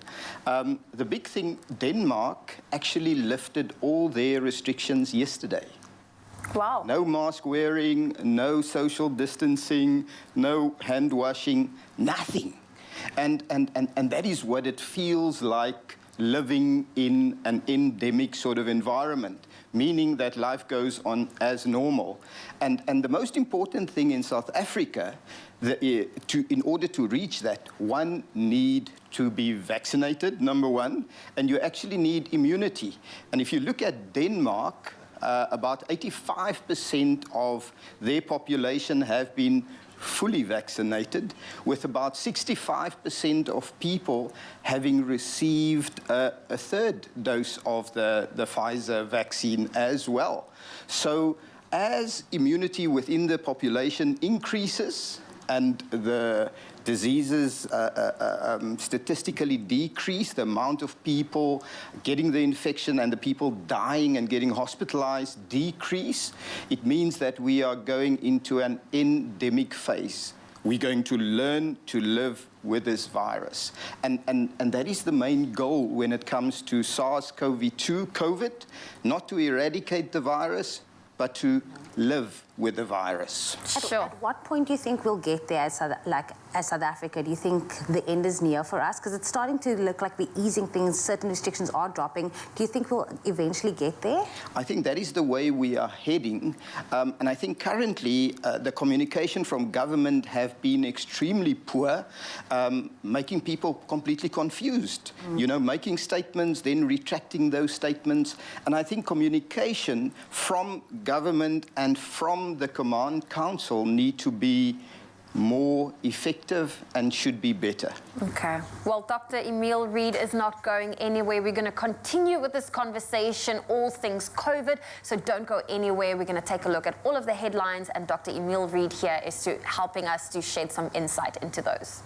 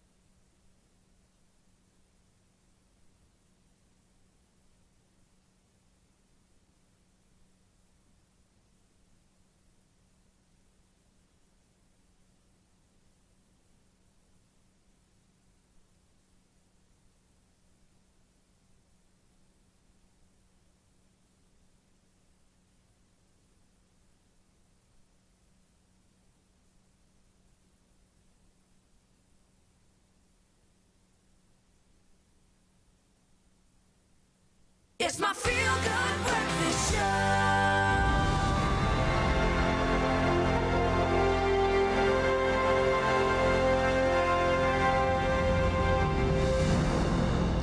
Now we just have to give you advice that is as epic as that music, but we will endeavour to do so as we continue our discussion with lawyer and director at legalese.co.za, Eitan Stern, as he breaks down the legal ins and outs of COVID-19, the pandemic, the current regulations here in the country, and of course the divisive issue of the vaccination. Yes. It's crazy. It is polarized, a very polarized world yet again. Mandatory vaccines. It feels like on one side of me, because to be honest, I never had a flu vaccine. Okay. Never ever, because I didn't feel like I needed it. I would never get really sick. So when the vaccine for COVID came along, it was like, well, do I need to, do I not need to? And then it starts, as soon as someone's telling you to do it, then it feels like your rights are being infringed on. But companies do actually now have a right to be able to do that, or do they? Where do we stand with companies saying you have to get vaccinated if you want to work here? Okay, so according to the regulations, companies can enforce mandatory vaccinations. So you can say, listen, in order for you to work here, you need to be vaccinated. It was still a question mark, and then the CCMA was asked to look at a matter like this, where someone was fired for not being vaccinated, and they ruled that it was fair for this person to be fired because they couldn't effectively do their job. Might have been a public-facing job, and they couldn't effectively do the job without being vaccinated. So the CCMA declared it was fair, but it hasn't actually been looked at by the Labour Court. So in order to get a final judgment on it, we would need it to be looked at by the Labour Court or a High Court. But you know, from the regulations and according to the South African law and precedent as it stands, it's perfectly within a company's right to terminate someone's employment if they are not vaccinated. That being said, what do companies or employers need to be aware of if they're going to do this? What kind of backlash can they expect, do you think? Well, I mean, employees still have rights, right? So, you know, an employee can still, you know, push back against the company, and the company would need to explain their rationale. They might need to send that person for medical advice, or try create a scenario in which they could get tested or not. Everything in their power to lead the person there. But if they can't, if you are a sales clerk in a shop and you're not vaccinated, I can't see how a shop owner can allow you to do your job and put the customers in danger, which is very clear at this point that if you're not vaccinated, you are causing a danger to yourself and other people. I can't see how that would, the law in any would ever allow that to be fair, to allow a situation which puts people in danger. And following our cue from the rest of the world, we're kind of going all in with the vaccine now. I think that seems to be where we're at. I just want to go to Burning Man. I just want to get out there and party with my friends. I've actually been to Burning Man. I know. Very fun. Regularly, yeah. It's amazing. But no, we love these outdoor concerts. We love being able to connect with other people. We love being able to go to events because we are inherently social. Totally. Someone stopping me at the door saying, where's your vaccination stamp, your badge? Are event organisers legally allowed to do that? Can they expect some pushback? What do they need to be aware of if they are hosting an event and forcing you to be vaccinated to be there? So the event organisers do not have, they are not forced at this point to force people to get vaccinated, but they are perfectly within their rights to ask people if they're vaccinated and to require that as a rule. My personal opinion, I think that that's a great rule. I think they should do away with the hand washing, do away with the contract tracing, do away with asking if you've been on a cruise ship, and all they need to do is ask if you've been vaccinated. We could get back to some semblance of normal life. But it is not a rule to force event organisers to do that.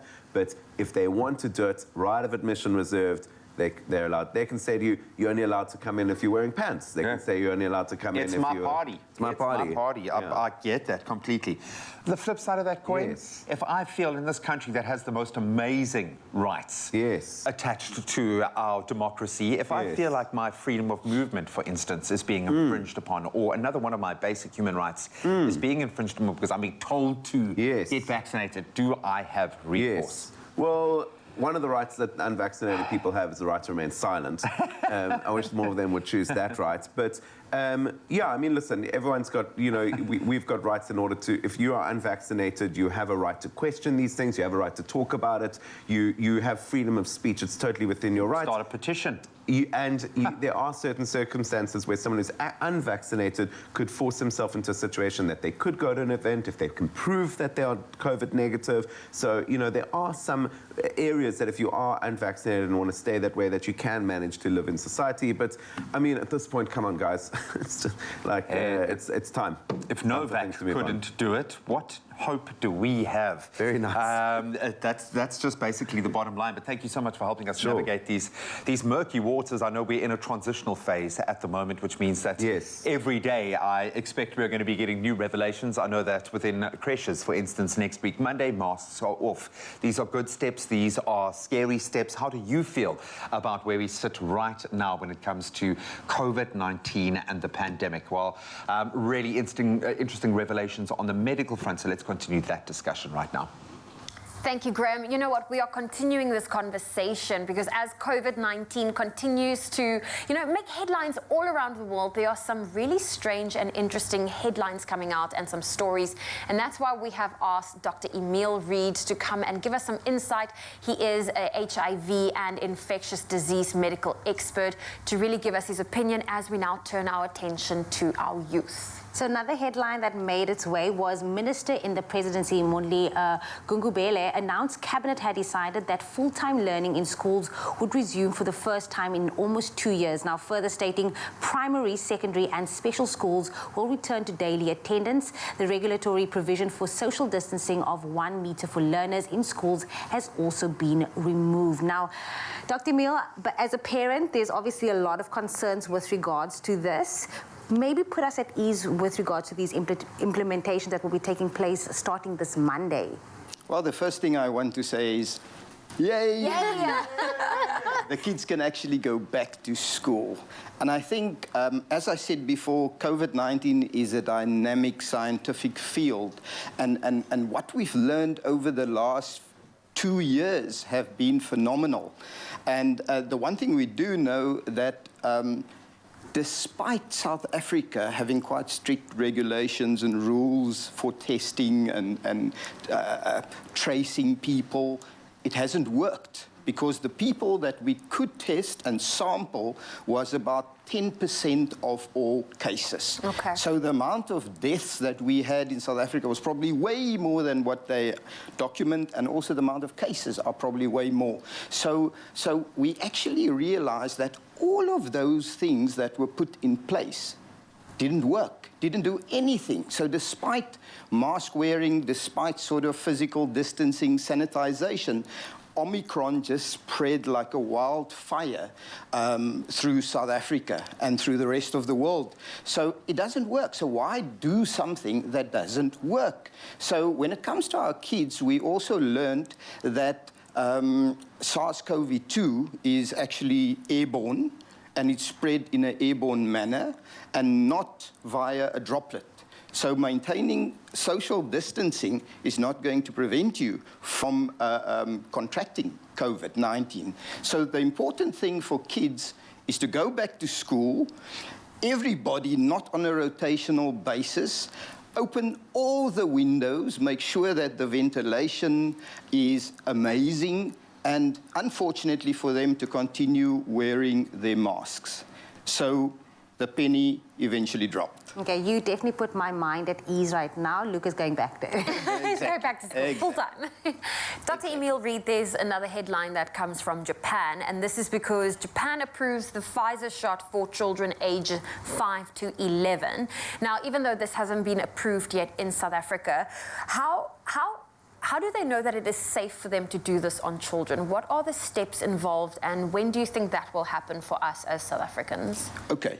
The important thing is it will happen and it needs to happen. But there's more important business, and that is the elderly people, people over the age of 50, and those with comorbidities. They need to be vaccinated first.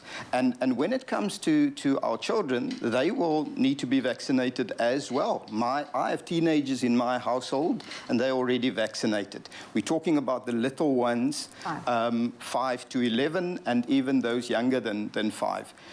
Should we worried about giving them the vaccine? There's been a lot of reports in the past of children developing myocarditis, inflammation of their heart muscle, and all of those things.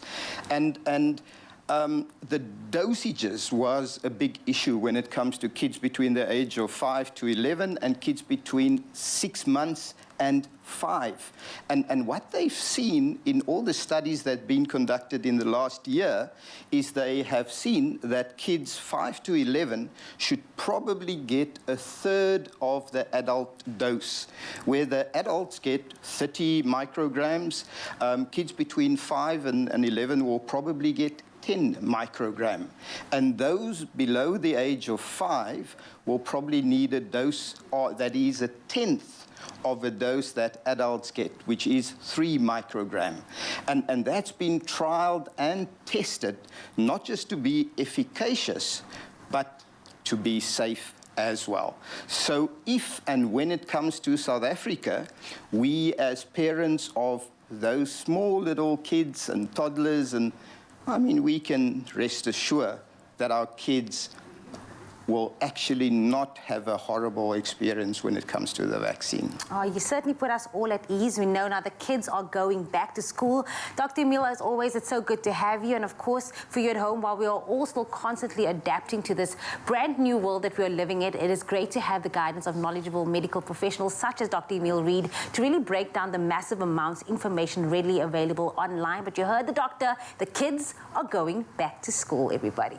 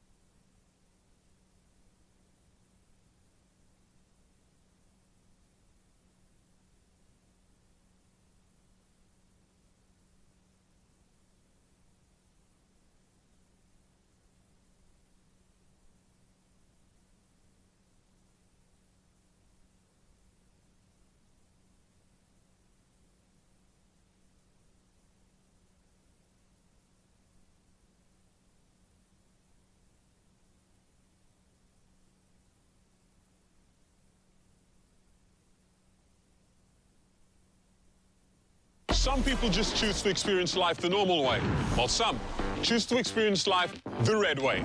Some just stream content, and some really get immersed in it. Some want to be connected, but we really got the plug that makes things easier. Some say they've got your back, but we really have your back. It's a first, not just for us, but for everyone, so that you never miss a chance of being connected. Switch to a new Vodacom Red plan. And let's go further together. Experience Red and unlock more. Further together, Vodacom. It's my feel-good breakfast show.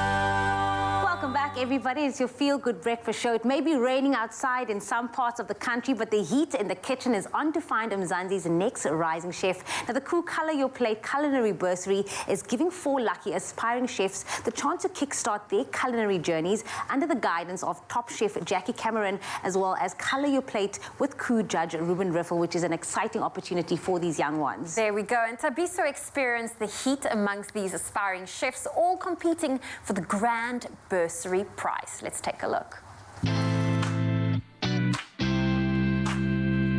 We got to see South Africa's most loved and trusted kitchen companion unearth Mzansi's next cooking sensation through Color Your Plate with Koo. And now the heritage brand is back at it again, looking to find South Africa's next rising chef through a competition that'll see some hopefuls be put through a skills test to see who comes out tops. We're here at Ruben's restaurant to find out what's cooking. Come with me. Corrine, you look very happy today. You got a big smile on your face because you got something up your sleeves. What's happening here today? Today we're selecting the top 4 for the Koo Bursary program. We've narrowed it down from about 500 students, and today we just really want to see who's passionate about the culinary career and who can really make it. You got my full attention, and my appetite is buzzing to see what these rising chefs are going to be cooking up. But we need to know now a breakdown of what exactly the winners get. The top 4 will get to study at the prestigious Jackie Cameron School of Food and Wine, and after that they'll have a year where they'll get to spend some time with Ruben, who will mentor them in the fine culinary arts. This will help them kickstart their culinary careers, and it will just give them the chance to really just hone in on those skills and give them the skills they need to become those chefs that they have been aspiring to be. Well, I'm in the presence of the culinary royalty in South Africa. 2 faces that you certainly have seen lots of times on your TV screen, who've brought so much inspiration in their industry. Ruben Riffels, who we've seen on Color Your Plate with Koo, unearthing fresh new talent, and Jackie Cameron, who has trained some of the best chefs in the cooking world. And here you are today, once again, doing what you are doing, finding new talent. Well, Ruben, I know that you've set up some tests to check what the skills that these young people, these hopefuls already kind of do bring to the table. What is the test exactly? We are expecting from them to do something really interesting with very simple ingredients. We're giving them eggs, we're giving them some bacon, some Koo chakalaka. They have some cheese that they can use as well, some butter, some fresh herbs. It's simple ingredients, but as Jackie will tell you, it's the simple ingredients that can sort of trip you up the easiest in some cases. They've got 15 minutes, so they really have to maybe give us a little bit of themselves. They're actually having to do this in a real kitchen. My staff is actually busy with service still, so they get the real feel of what it's like, and they've got to just produce, you know, that dish that they want to show us in that sort of environment. When they come to my school, I'm going to really teach them all the basics, all the skills that they need. So what we're looking for today is passion and obsession. It's a twinkle in the potential students' eyes. Somebody that's going to be dedicated completely to the course.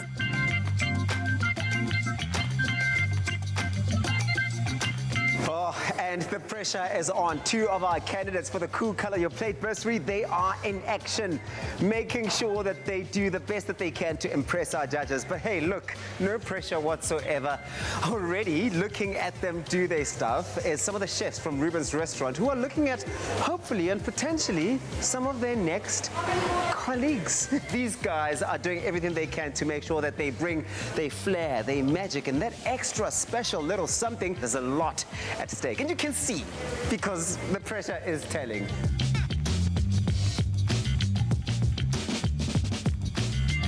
Who wants to empower the youth, and one of the things that we have been pushing is 1 of your 5 a day. And what that means is that we want you to get you to eat 3 vegetables and 2 fruits every day. So what we'll do during this program is just teach the students how to eat nutritional meals and how to create those nutritional meals. The great thing about culinary school, and especially what Jackie does, is really preparing these young professionals for the industry.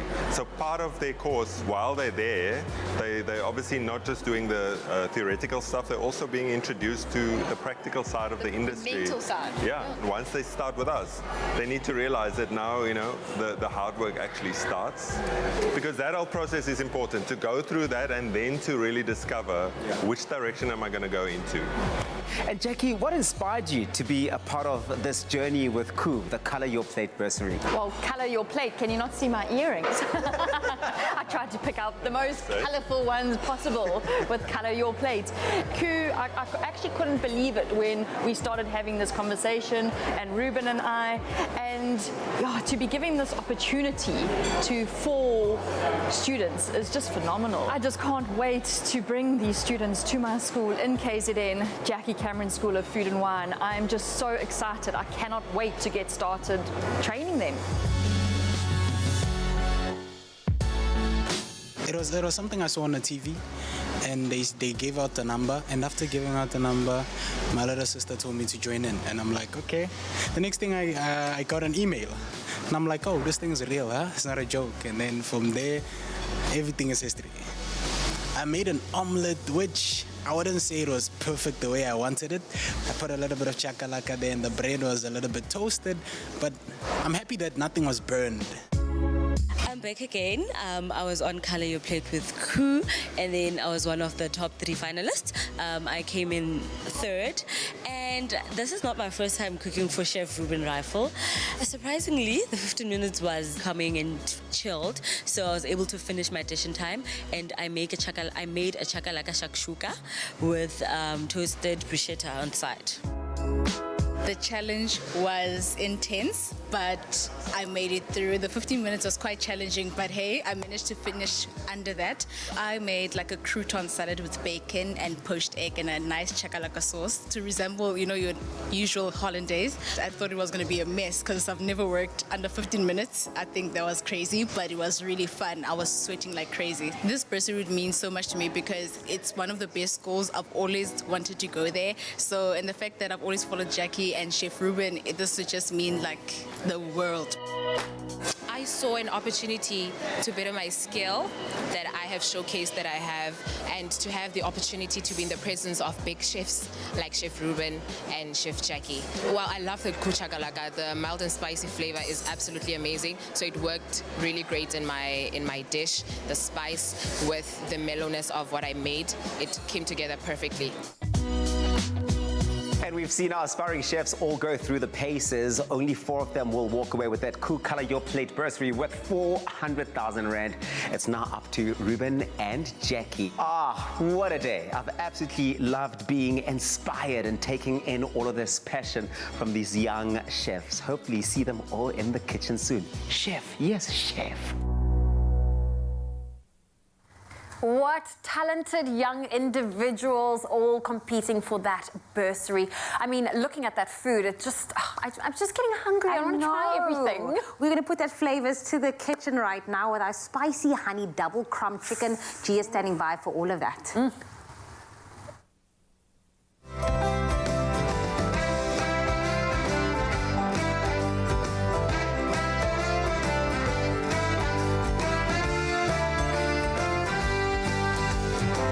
Made with love by Clover. Oh, thank you so much, gang. Let's turn to a delicious recipe. And thanks to Clover No-Lac lactose-free range, you can still enjoy dairy right now. Now, dairy is often used to marinate meats or for dips and for sauces. It comes in so handy in so many different recipes. But if you have been avoiding those foods because of a lactose intolerance, we are here to show you the light that you can have those scrumptious meals with our spicy honey double crumb chicken with with no-lac dip. The keratin is here with a silly face. Look at that silly face. Look at your silly No, my face is silly, I agree. Now, it does get sillier the more delicious the recipes get. Yes. Seeing a little sauce there that's making me very There's so excited. much happening. Sure, so we've got stations here. I feel like we're 3 chefs short of our production line. We need an extra chef. No, I can do it. I'm there for you, girl. I'm there to help you. Okay. And our lactose-free range from No-Lac is going to make all the difference. I'm wondering, should I not? Okay, let's start with the glaze first, because then we can get that, like, out of the way. No, it's good that you think out loud with these things, because a person approaching this recipe is going to be in the same position of like, okay, what do I trigger first? You know? So, because TV time, we're doing it this way because you need to get the thing that takes the least amount of time out of the way. Okay. So you put some sauces in there. What was the first? Butter? Honey, chili sauce. Chili sauce. And that's our glaze. Oh, so just lovely. let that butter. And there are so melt many it down. amazing sauces out there. Go with. If you like a smoky, go with the smoky. If you like a sriracha, go with the sriracha. If you like it, like burn your mouth apart, do it. Okay. Then we have our no-lac dairy snack. Aha. I love no-lac milk. It'll It's honestly, my it will favorite. change your life. And I mean, I know I joke about everything on this show. Do you? I do. Even your face. I joke about your face even. But I joke about your face. That's all the thing. time. Like, people don't know that behind the scenes I just call you dumb face. Yeah, because I do have that kind of face. My resting It's face because I love him. is and silly. we share a birthday, which is the best part And we of only it all. found that out recently, that we share the same facial expressions and a birthday. No, I joke about this, but lactose intolerance is no joke. It can affect you really, really badly. Some people on the most extreme end of that scale. So being able to find a product or a range of products like No-Lac, it is honestly life-changing. It means you can enjoy things like this that you would just normally kind of just... Well, I'm Chinese, and Asians are generally a little bit lactose intolerant. Okay. I guess our bodies just don't have the ability to process it. They just designed it in a different way. No-Lac is perfect for me, and my mom also she only drinks No-Lac, and it really does help with your digestive system. So I am a big promoter of No-Lac. Yeah, 100%. Hence why you are here creating. Okay, so now our dry crumbers come together. What did you put in the mix? Okay, so we had some garlic powder, some onion powder, some smoked paprika, salt and pepper, and then we have our dredge over here, and it's our No-Lac, some chili sauce, and some chipotle seasoning. And then what you want to do, I'm just going to use my hand for this. Do it. Because hands are the best part. Yeah. We're double dipping.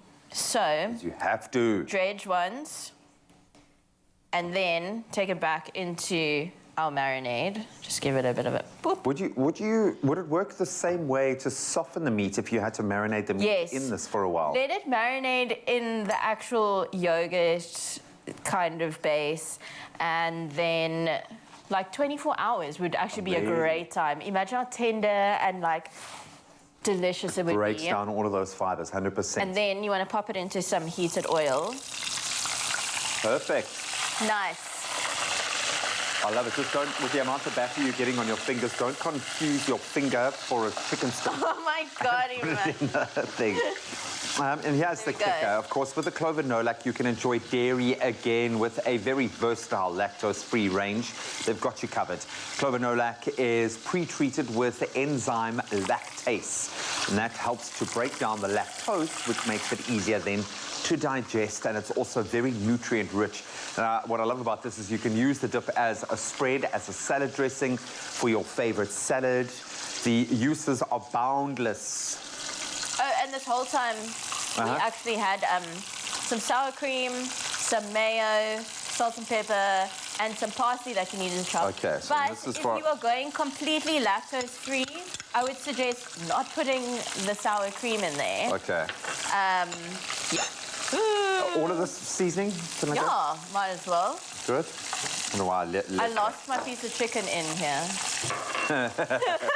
Get in there, get in there. How do you know the chicken is, because these are relatively small pieces, so they don't need to cook for too long, They don't need much time. There we go. And then, once that's done, you put it in your butter glaze that you did earlier. And then just wait for the little angels to start singing. Oh, that is Scrumptious, delicious, and beautiful, and very well handled. There you have it. So easy to make, so delicious, and so easy on your tummy, especially if you are lactose intolerant. The No Lac range really does have you covered, and you can find this gorgeous recipe on expressoshow.com. Yes, dumb face.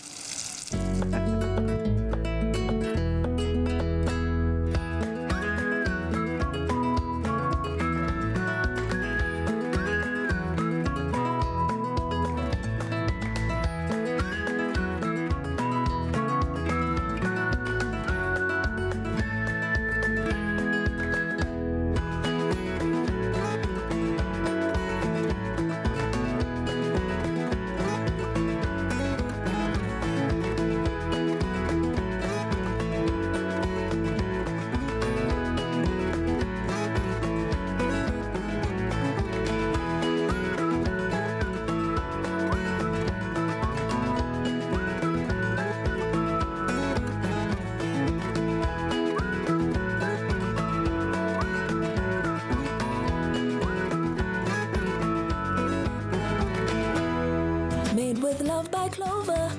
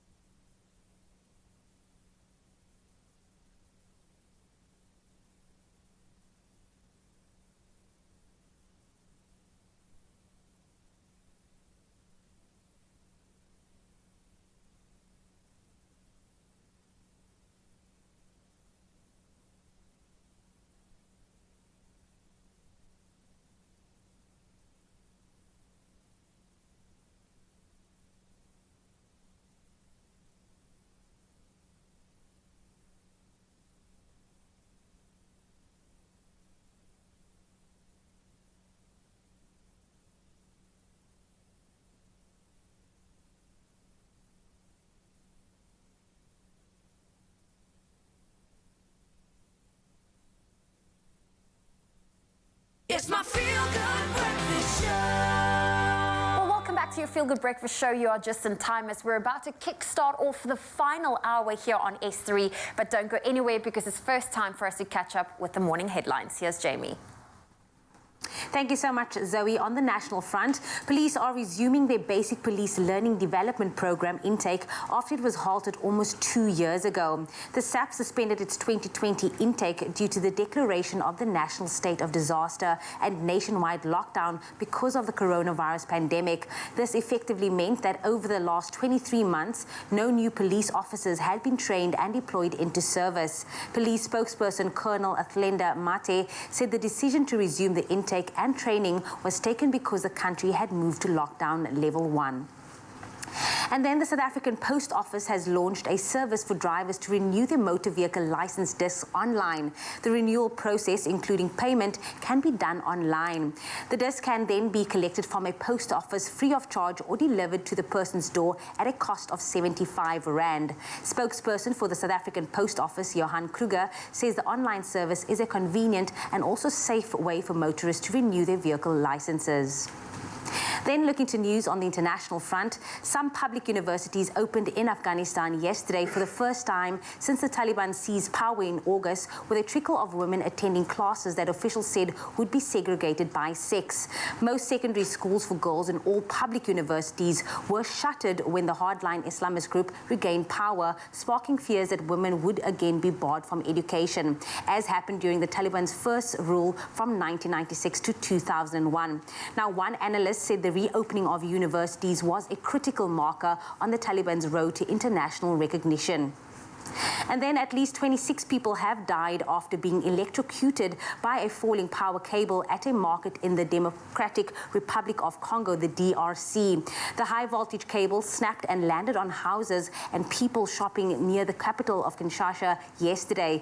Now, it's not yet clear what caused the power cable break. The DRC's national electricity company said it believed lightning had struck the cable, causing it to fall to the ground. Local media reports said the majority of the victims were female market traders. And then, of course, as Baby Talk is our theme today, we thought that a sweet baby story of a different kind could go off well. A female eagle ray has given birth to 4 pups at the Two Oceans Aquarium in Cape Town. Eagle rays are an iconic South African marine species. The defining characteristic of these critically endangered species are their triangular fins, large and rounded snouts, and slender tails with a small dorsal fin where it connects to the body with a single large defensive spine. Now, eagle ray pups are competent swimmers from the word go. There's no time for a baby to learn or grow before needing to survive in the ocean. So they move quickly and survive like their adult mother. Now, Mama Eagle Ray is currently in the INJ Ocean exhibit at the aquarium. The pups are being housed in the ray pool in the Diversity Gallery, and they will be spending some time as animal ambassadors for this critically endangered species before being released. So please do pay the pups a visit before they commence their travels in the big world wide of the oceans. And on that note, that is where I leave your news headlines. G is standing by with a final look at the sports.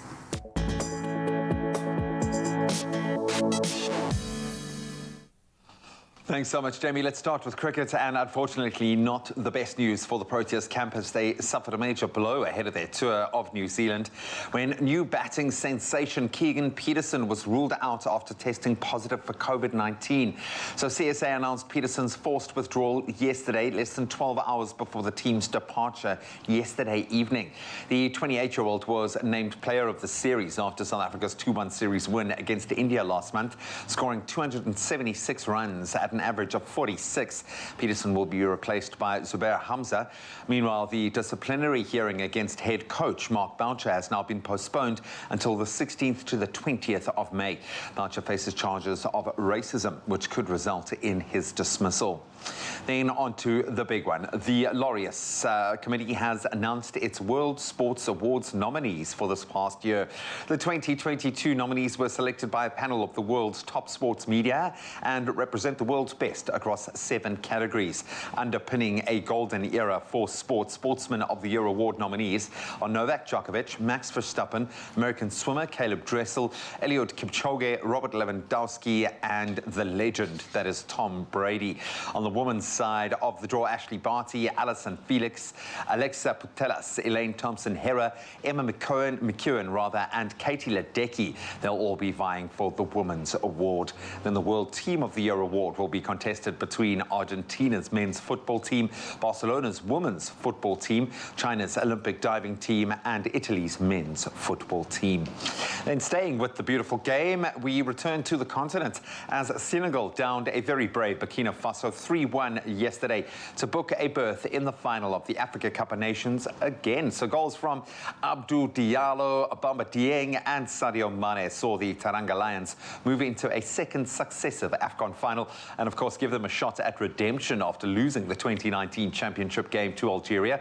That second semi-final sees the big guns, Cameroon, up against Egypt tonight, with the winners advancing to face Senegal in that final on Sunday. That's the 6th of February. And then keeping it local for rugby, some points scored last night. The Sharks scored 25 points, in fact, in the first 15 minutes of the second half to secure a 35-20 win over Western Province. Tries from Inigadebe, Selempilo Gumere, Fez Mbata, and Marnus Potgieter securing the Durban side their second victory in as many matches. Then the Cheetahs put on a dominant display against the Bulls, scoring 6 tries on their way to a 38-25 win at Loftus. Louis van der Vestes and dotting down twice to help the Free State side now move up to second place on the table. And then finally the Griquas, they claimed their first win of the competition with a convincing 41-20 victory over the Pumas. Well, that's a wrap of your sport for this Thursday morning. Let's get one last take on the weather and take a look at some of your beautiful sunrise pictures.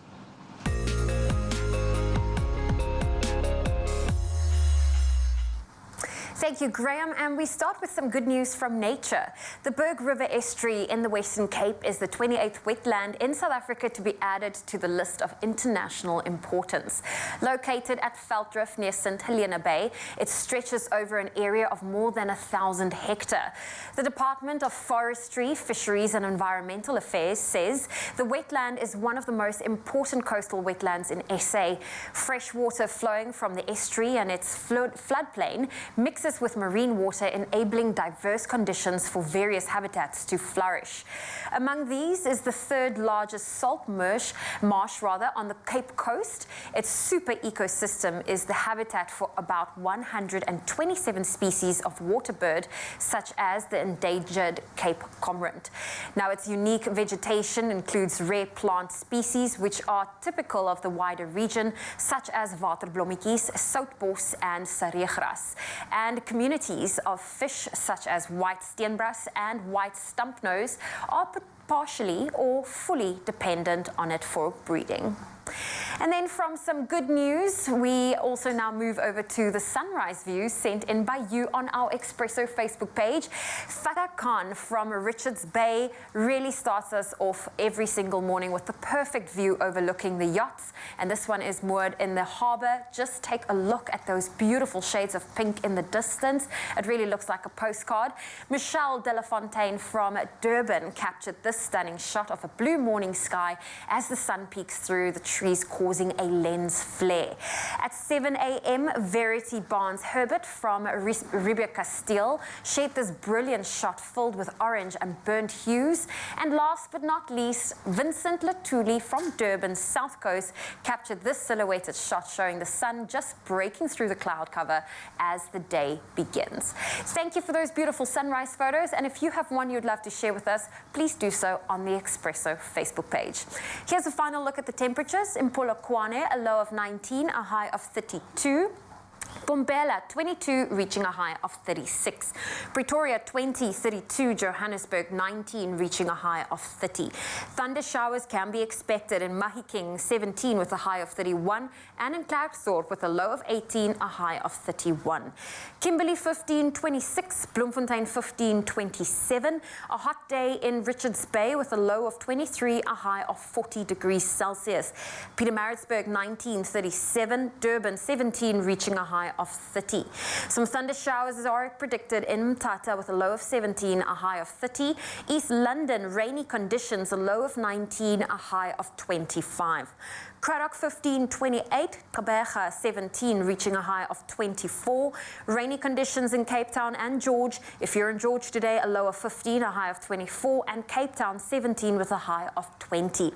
Worcester 13, 26, Sutherland 9, 23, and Uppington a low of 17 and a high of 30 degrees Celsius. And that's where I leave your weather on your Feel Good Breakfast Show.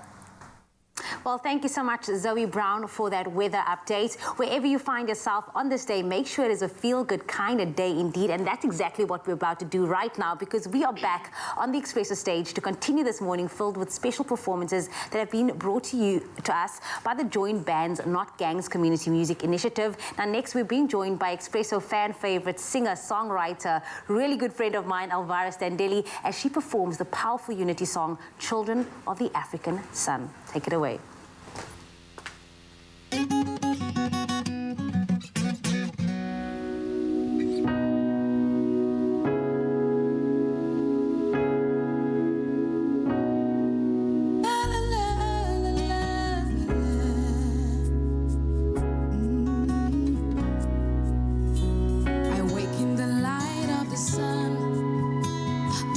Says hello, my darling.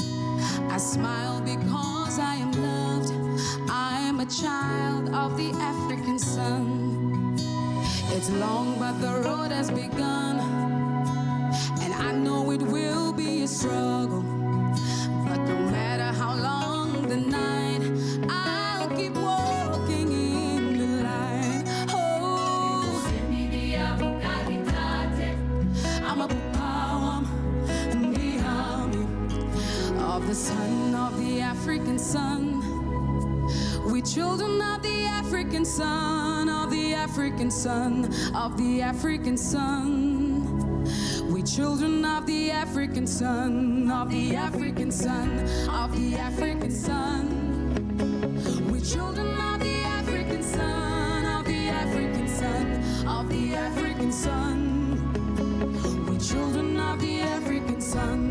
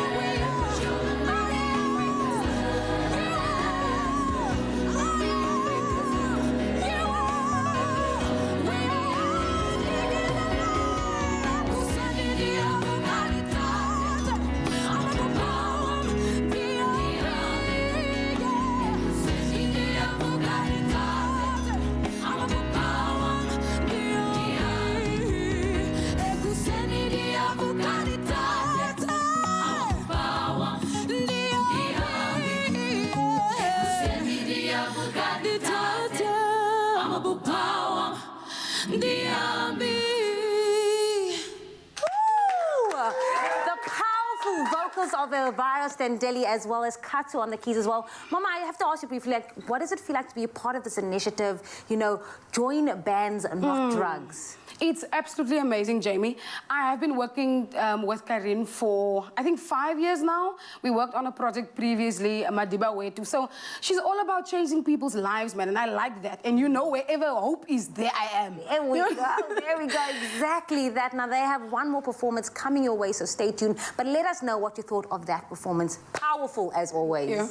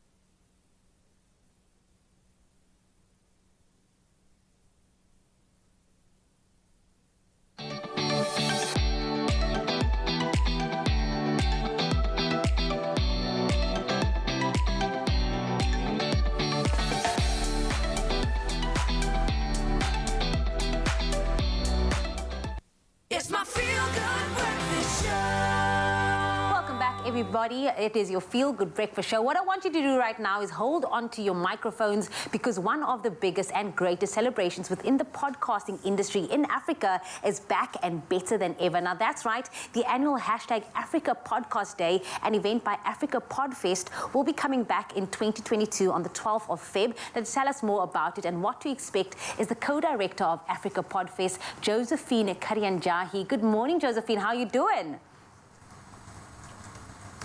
Excellent. Well, Josephine, I'm doing good. Good morning, everybody. You know what? Podcasting now is bigger than ever. And with your company, Africa Podfest, it is building an online community with podcasters and podcast listeners throughout the African continent. Now, Josephine, can you tell us a bit more about your Africa Podcast, in fact, your Africa Podfest, and what you aim to achieve? Yes, Africa Podfest is a company that is focused on building the next generation of African podcasting. We're taking podcasting to the next level, connecting African podcasters, making podcast learning simpler. We do original research on podcasting, and we get together to put together really fantastic African gatherings everywhere across Africa. And you could probably find one coming next to you, like Africa Podcast Day, which is on 12th February. So we are at Africa Podfest everywhere, and we want everybody to sign up this year for Africa Podfest, which is a celebration on Africa Podcast Day. So Africa Podcast Day is our own original kind of thought as a company. And we thought about it because we wanted to celebrate African podcasters. And so this year's theme is podcasting is freedom. Freedom to have better expression, to be represented, to have your voice heard, and particularly to have people who have been at the margins brought to the center of the conversation. And Josephine, like Zoe said, the time is now. Podcast is just getting bigger and better. And just to recap again, if anyone missed it, Africa Podcast Day is taking place on Saturday, the 12th of Feb. You did mention this year's theme is podcasting is freedom. Tell us a little more about the theme, as well as what podcast lovers can expect from this year's lineup. So this year's lineup has a true representation of podcasters from across Africa and Africans around the world who are creating podcasts about Africa. And so we have non-fiction podcasts, fiction podcasts, we have long-form news podcasts, we have short-form news podcasts. We also have some really special launches of podcasts that are focused on children, and that's a growing topic across Africa. And we're going to have a lot of comedy as well. We're going to have a comedy podcast by a South African podcaster. And we are excited to bring together everybody virtually. So everybody can log in free, go to www.africapodcastfestival.com and just click on register. It's free for tickets, but the tickets are limited. So please do make sure you register for some special deals, and also to be able to have a chance to win a very special prize. Well, podcasting is freedom, and it is free for everyone. And of course, it is a little bit of something for every person. Now, Josephine, I think, you know, when it comes to starting a podcast, it must be very daunting. But your journey from starting out as a podcaster yourself is now bringing other podcasters together and organizing podcast-focused events. What has that been like for you? So for me as a podcaster, I started in 2017, and I was very excited. I wanted to tell my own stories. I wanted to connect with people who were also telling their own stories. But I realized, and I got a little bit frustrated, because I didn't know enough about what you needed to do technically. You all know in the media sector what it takes to put a show together. And podcasts are a little bit like little shows. And so I really wanted to connect with other podcasters. And so that's what ended up bringing us together as Africa Podfest. A bunch of friends got together in Nairobi, started gathering around making better audio across Africa.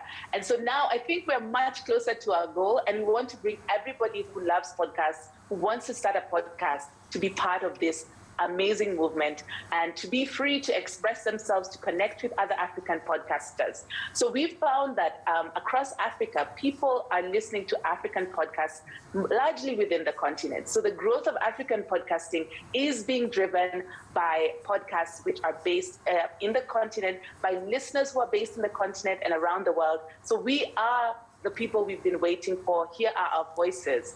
And if you don't believe me, check out our latest research report. Podcasting.Africa is our website. We talk about who's listening to podcasts, where they're listening to podcasts. Of course, in South Africa, we love how much people are listening to podcasts and creating podcasts and connecting across the continent. And we can't wait to share more about this on Africa Podcast Day. Josephine, you have made me so excited. I literally want to go to my phone right now, get myself onto a podcast and just listen to all of these amazing voices. You now have this tribe that you have going. But thank you so much. I know you're not going anywhere because we're still going to be catching up with you more as well, just to find out more about the Africa Podcast Day that will be taking place the 12th of Feb 2022. So stick around for that as well. So Karina's just asked me, I hope I'm cool enough to play this game. So do I. Elvira looks cool enough. She's suddenly, as soon as we went live, the fire in your eyes lit up.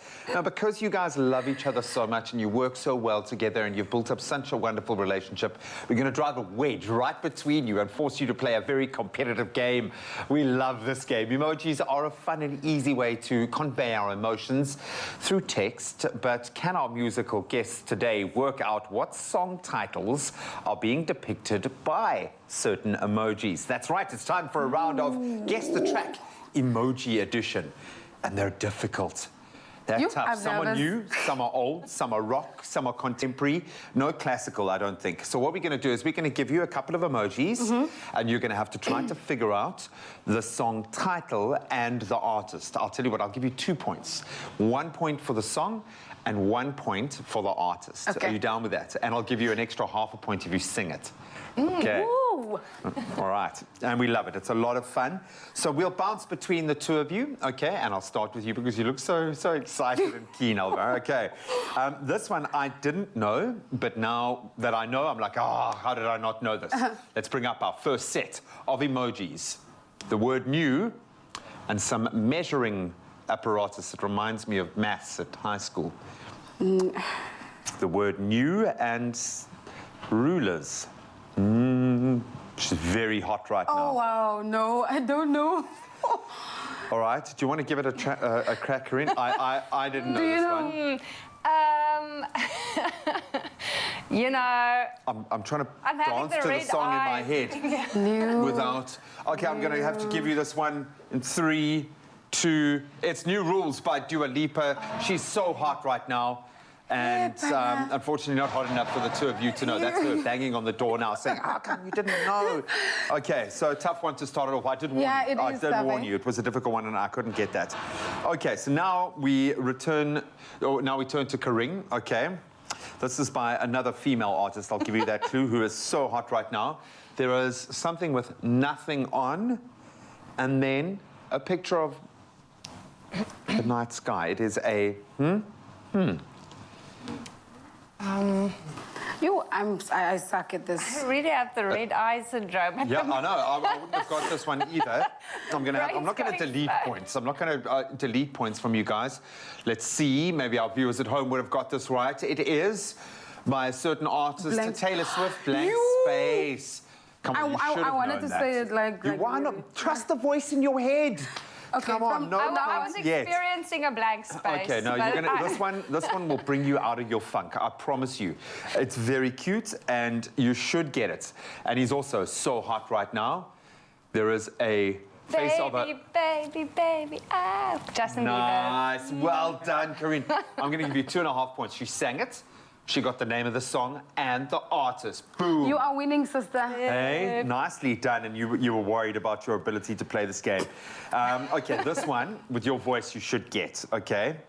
I didn't know who this was written by originally.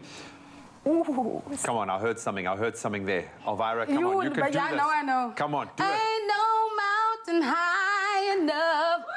Ain't no valley low enough. Ain't no river wide enough to keep me from getting to you, baby. Give me my point. points. Come on. I didn't know that it was written by Ashford and Simpson originally, which I can't imagine anyone would have known that. But I'm going to give you 2.5 points because you got it right and you sang it beautifully with some great backing vocals as well. Thank you so much. For me. I'll give you a quarter point. Okay, I'll give you a point. It just edges you out in front. And this one you should get, okay? There's a thought bubble, and it's being broadcast out there. He's so hot right now. He's always Thinking hot. Out Loud by Ed Sheeran. Boom! Someone has engaged their brain. There's a half a point in the offing if you want to sing it. Baby, take me into your loving arms. Is that the one? Okay, that's the one. I don't care, but I'll give you the points. It was amazing. Okay, so we've got 5. 2.5 plus 2.5 plus 2.5. Come on. Oh, I think you've got 5 1/4, actually. All right.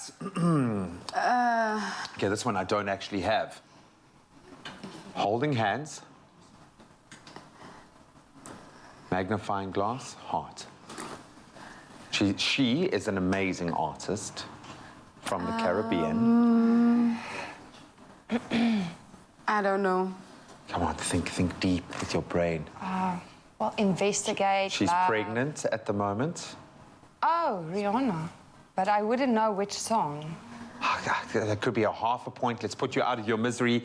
It is, in fact, Rihanna. We found love. They were looking hard for love, and they found it. Guys, I don't know what am I listening to in this age, Don't worry, but I'm not girl. listening to this. Let me promise you. We'll bring you. Whatever you're listening to is perfectly fine. Your musical influences are amazing. Well done, guys. But there can only be one winner, and that one winner is Karin. Well done. You didn't have high hopes at the beginning of the game. Well done. Thank you so much. Thank you so much for both being here and doing the amazing work that you're doing, for having a little bit of fun with us. But I mean, the track record of what you have achieved with Join Bands, Not Gangs is mind-blowing. So thank you so much. Thank you. And thank you for putting yourself through this. Maybe you were on the money. Maybe you were as flummoxed as our guests were. Let us know on our social media platforms what you thought of these emojis. Maybe you got a couple to share with us. At Expresso Show is the handle to use.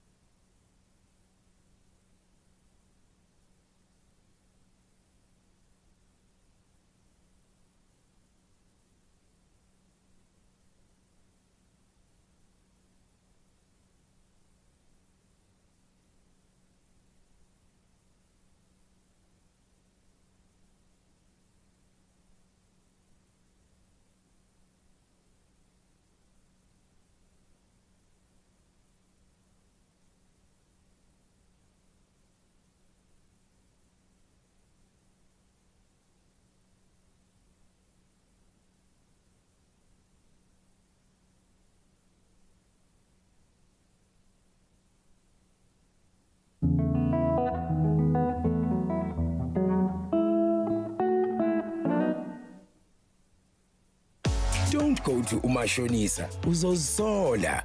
Do you want a bank that takes your money or a bank that takes your money choices seriously? Join Nedbank today. It's my feel-good breakfast show.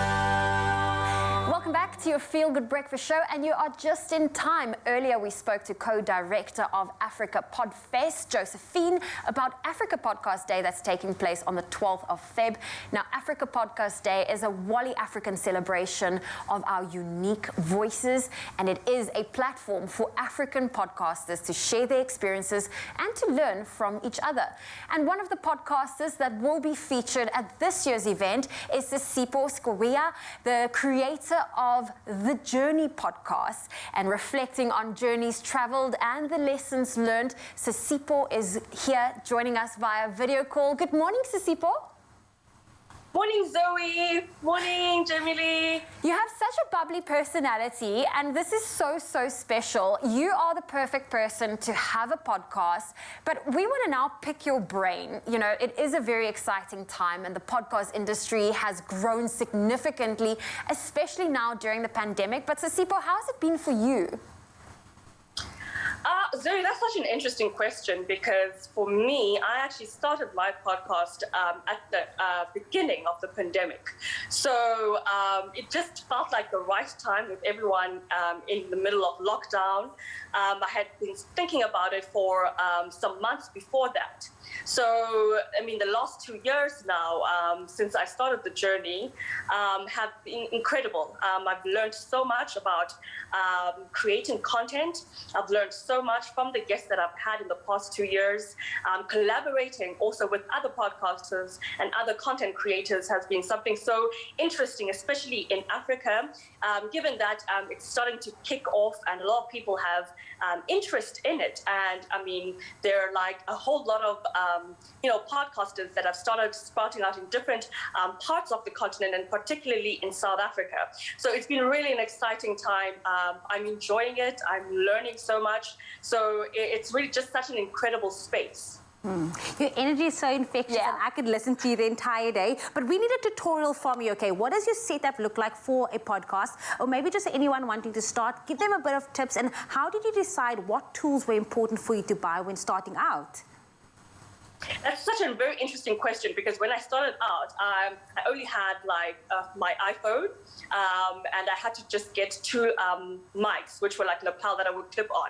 And interestingly, because I still don't have like a particular space or studio that I record my podcast in, I actually have to use my car in the beginning for acoustic purposes and to trap the sound. So the guests that I would interview, either if they were near me, they would jump on into the passenger seat, I would park somewhere and would record the episode.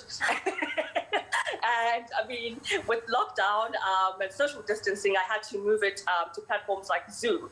But the main thing is really the audio, because you want people to be able to listen to your podcast. So you can use really something as simple as your phone, which is what I was using for the first few months.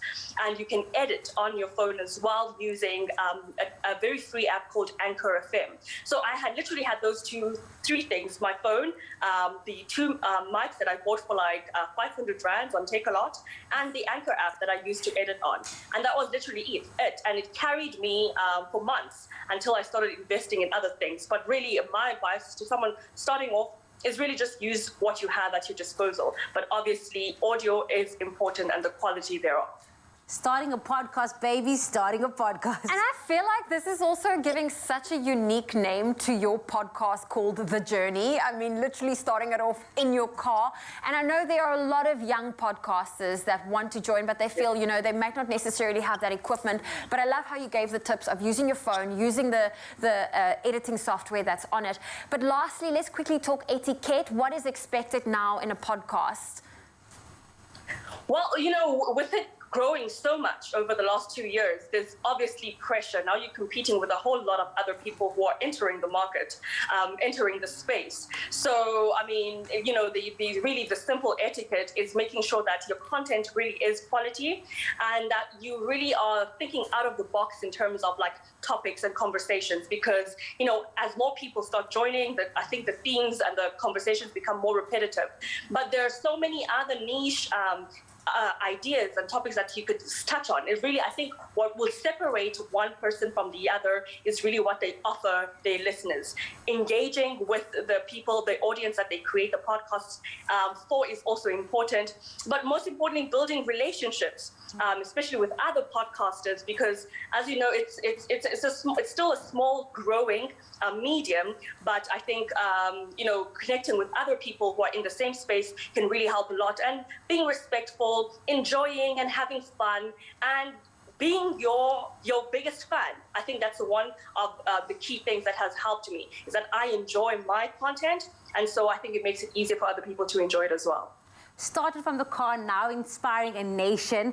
I think it is brilliant what you're doing. Keep doing this. Thank you so much for joining us this morning. We are looking forward to seeing you at Africa Podcast Day, taking place the 12th of Feb. I hope that everyone joins in and follows along your journey as well, on the journey as well. We are looking forward to that. But thank you again so much. Thank you so much. It was lovely being with you. Oh, thank you. That was Sisipo, the creator of the Journey podcast. Remember, Africa Podcast Day is taking place. You can get all of those details at Africa Podfest.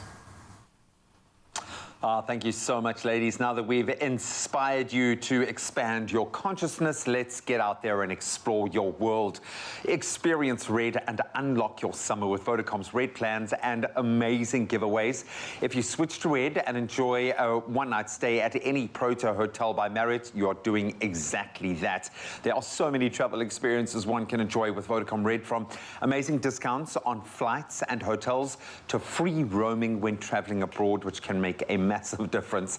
Now, Vodacom is also giving away 10 gigs of data to help you really unlock your summer. So we asked you guys to put yourself in the running, what you do, or what you love about summer. So let's take a look at what some of you have had to say. So Talisa Mache said, I love the juicy fruits that are in season. You've seen what we do in the kitchen, we do too. Vic Coke weighed in with this comment, I love that it brings people together and we get to travel. Yeah. Cecilia Van Veek said, my favorite thing about summer is being able to open my window and let in that fresh air that smells of something that's impossible to describe, and the evening walks which come with the late sunsets. Oh man, you got me loving summer even more. That is how you truly do unlock summer. And Vodacom and Expresso is helping you unlock summer even more by giving away that 10 gigs of data, as I said. So you've got to reply to the competition post on our Facebook, our Twitter or our Instagram pages and tell us what you love most about summer. And don't forget to use that important hashtag, unlock your summer. So this competition does close today at 10 a.m. So get on it, but you can find all the terms and conditions on expressoshow.com. Good luck. Some people just choose to experience life the normal way, while some choose to experience life the red way. Experience Red and unlock more this summer. Further together, Vodacom.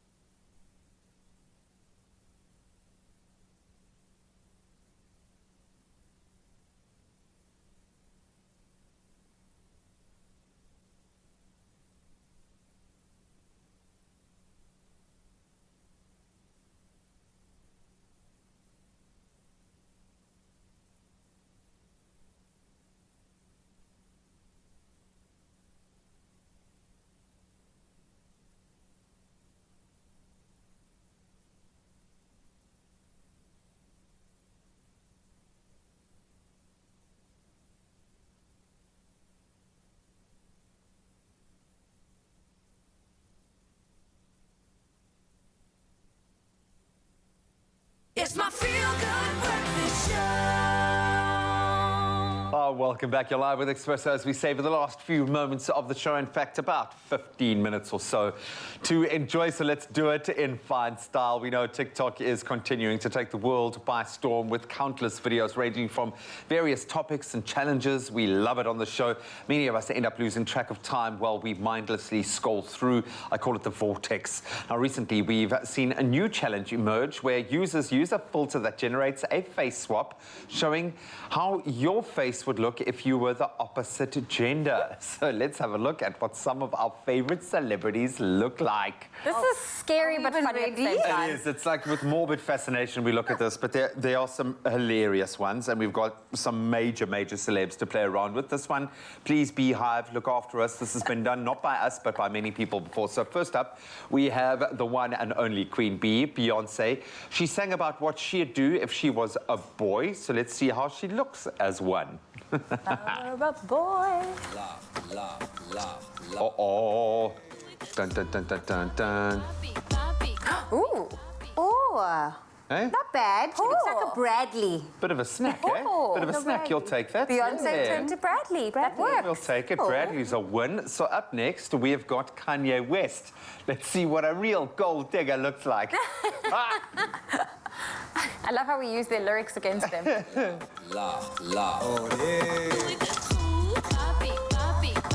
Ooh. Serious. Looks angry. Oh la la. Looks like a Kanisha. Eh? Looks like she's got an attitude, man. Attitude. Feisty. Oh, then we have another major name, Taylor Swift. Now, she was quoted as saying that every girl's dream is to find a bad boy. So let's see what this particular bad boy looks like. I have a feeling she's going to be really good looking. Hot, yeah. No. Looks like a Backstreet Boy. I don't know about the bangs. We could have changed the hairdo just a little bit. Definitely. Maybe like a #1 cut. You would have seen more. Not bad, Even man. Harrisy, hey? Okay, so the shade. the reason why I'm not doing this alone is because we're going to have a little bit of fun right now. Now, none of us have seen this before. Finally, let's have a look at what our Expresso team looks like. First up, we got the G-Man. The G-Man. It's what Graham will look like as a girl.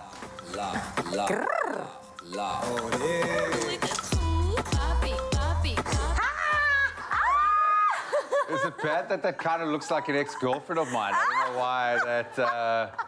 I'm beautiful, man. I'm gorgeous, man. Galatia. Yes, great. Galatia. Oh, man. You look so cute. That's I'm not hilarious. would you date mine? I look like a primary school teacher. That's what I look like. Okay, so up next we have got our ever so sweet Miss Brown, or should we say Mr. Brown? Let's see if I look. I think you're going to be good looking. I think you'll be good looking.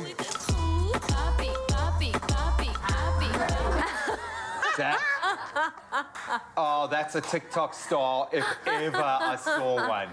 I look like I should join One Direction. But it's the red lips that remain that really do it for me. How are you that beautiful as like a female and as a male? Well, let's see. Wait, girl. Let's see if your face has got the chops. Finally, let's check out what our Jamie looks like. It's the ultimate reveal. There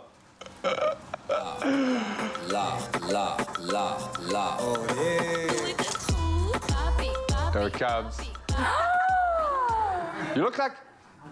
You like Vin Diesel. Isn't that? That's like Vin Diesel. You kind of look How a bit does like that Vin Diesel. So the question is, would you date your other self? No? No. So it looks like Beyonce's male version is the only one really getting the votes, yeah, okay? definitely. And you look so beautiful. Thank you, man. You look so Thank you. beautiful. Do you think That your is other side would have dated my other side? I don't know. I think I might be a bit prudish. I seem a little conservative. I don't know. The best game ever. So let us know on social media if you too are joining the challenge. And please, post. We'd love to see what you would look like with a bit of a gender swap. Absolutely fun challenge to have as Zoe sneaks out to go get in the kitchen. We're going to be cooking up a storm before getting another amazing performance in just a moment. We've heard the sound check. These guys are incredible, so stick around for that. But right now, though, we are going to get back in the kitchen and whip up something truly delicious, a classic cheesecake that will never, ever go out of style. But have you ever had it frozen? Well, we are taking the classic to the next level with our classic cheesecake and custard ice cream. Incredible. Enjoy, ladies. Oh, thank you, G-Man. Jamie, come on in here because we have just left the TikTok version to get in here. Hey, I didn't think it looked too bad. No, not at all. Like that's what I said. How could you look beautiful as a man, as a female, everything? That's the TikTok filter. It's not me. But we're about to make a delicious cheesecake that's perfect to be frozen. I mean, I don't know about you, but I'm a huge cheesecake fan. Cheesecake all day, every day, winter, summer. bring it along. Okay, so in front of you, you have got our prepared tin as well as a sugar cone crumb. And you're going to be mixing that with a little bit of melted butter just to get the base of our cheesecake going. I've got some cream cheese here that I'm going to soften slightly. I love that we're using sugar cone crumble for this, for the base, because normally people just use like tennis biscuits or anything, but we're definitely changing it up with this cheesecake. So and it's going to add a little bit of sweetness to it. Definitely. Okay, so I've softened up our cream cheese, and then I'm going to use about a cup of our Clover Classic, and this is our low-fat dairy snack in the plain flavor. I'm just going to guesstimate a cup here for us. Got it.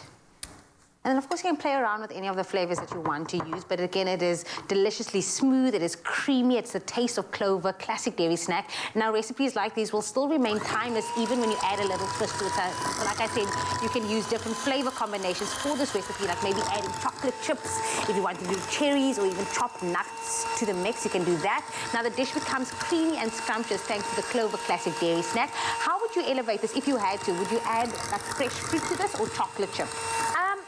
I'm a fruity person when it comes to my cheesecake, and I love like a berry coulis to go with it. So definitely play around with the flavors more than adding chocolate. But I have to confess, my favorite cheesecake I've ever had was a macadamia nut white chocolate chip cheesecake. It was sounds a delicious. lot, but sounds delicious. Calorie filled, but delicious. So I'm just adding some fresh cream to our mix. Okay, who made it? Did you make it? Oh no, it was at the Cheesecake Factory in America. Of course, but it was the like cheesecake at the Cheesecake Factory. you have to. They had over 30 different cheesecakes for you to choose from. So that's where my love for cheesecake developed.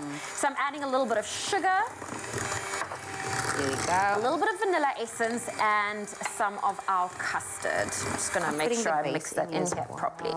And this is the easy recipe. You can make it the night before. It is ideal to pop it into the freezer for overnight. Okay. So yeah, if you're going to host people this weekend, say they're coming over on Sunday, prepare it on Saturday evening. And if people don't want it as, you know, as frozen, you can just leave it out for a little longer so it can thaw out, and then it still has that beautiful creamy flavors to it. Got to push that in for the base. Look at that. That is looking pretty already.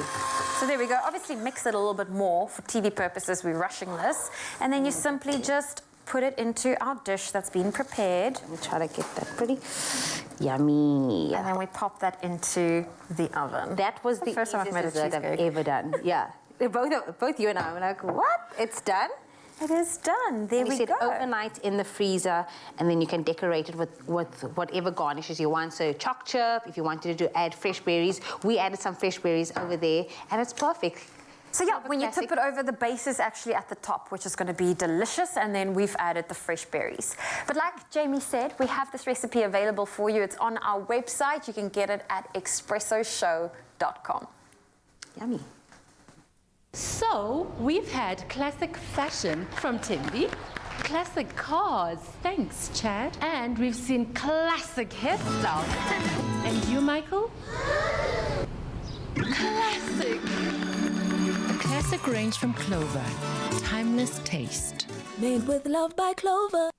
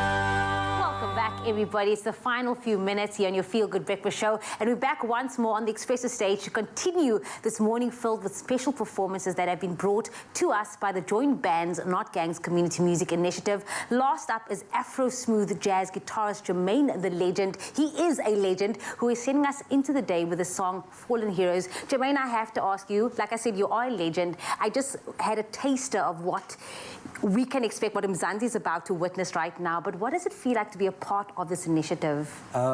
First of all, I'm honored, I'm blessed, and humbled by this opportunity to be part of Joint Bands Not Gangs.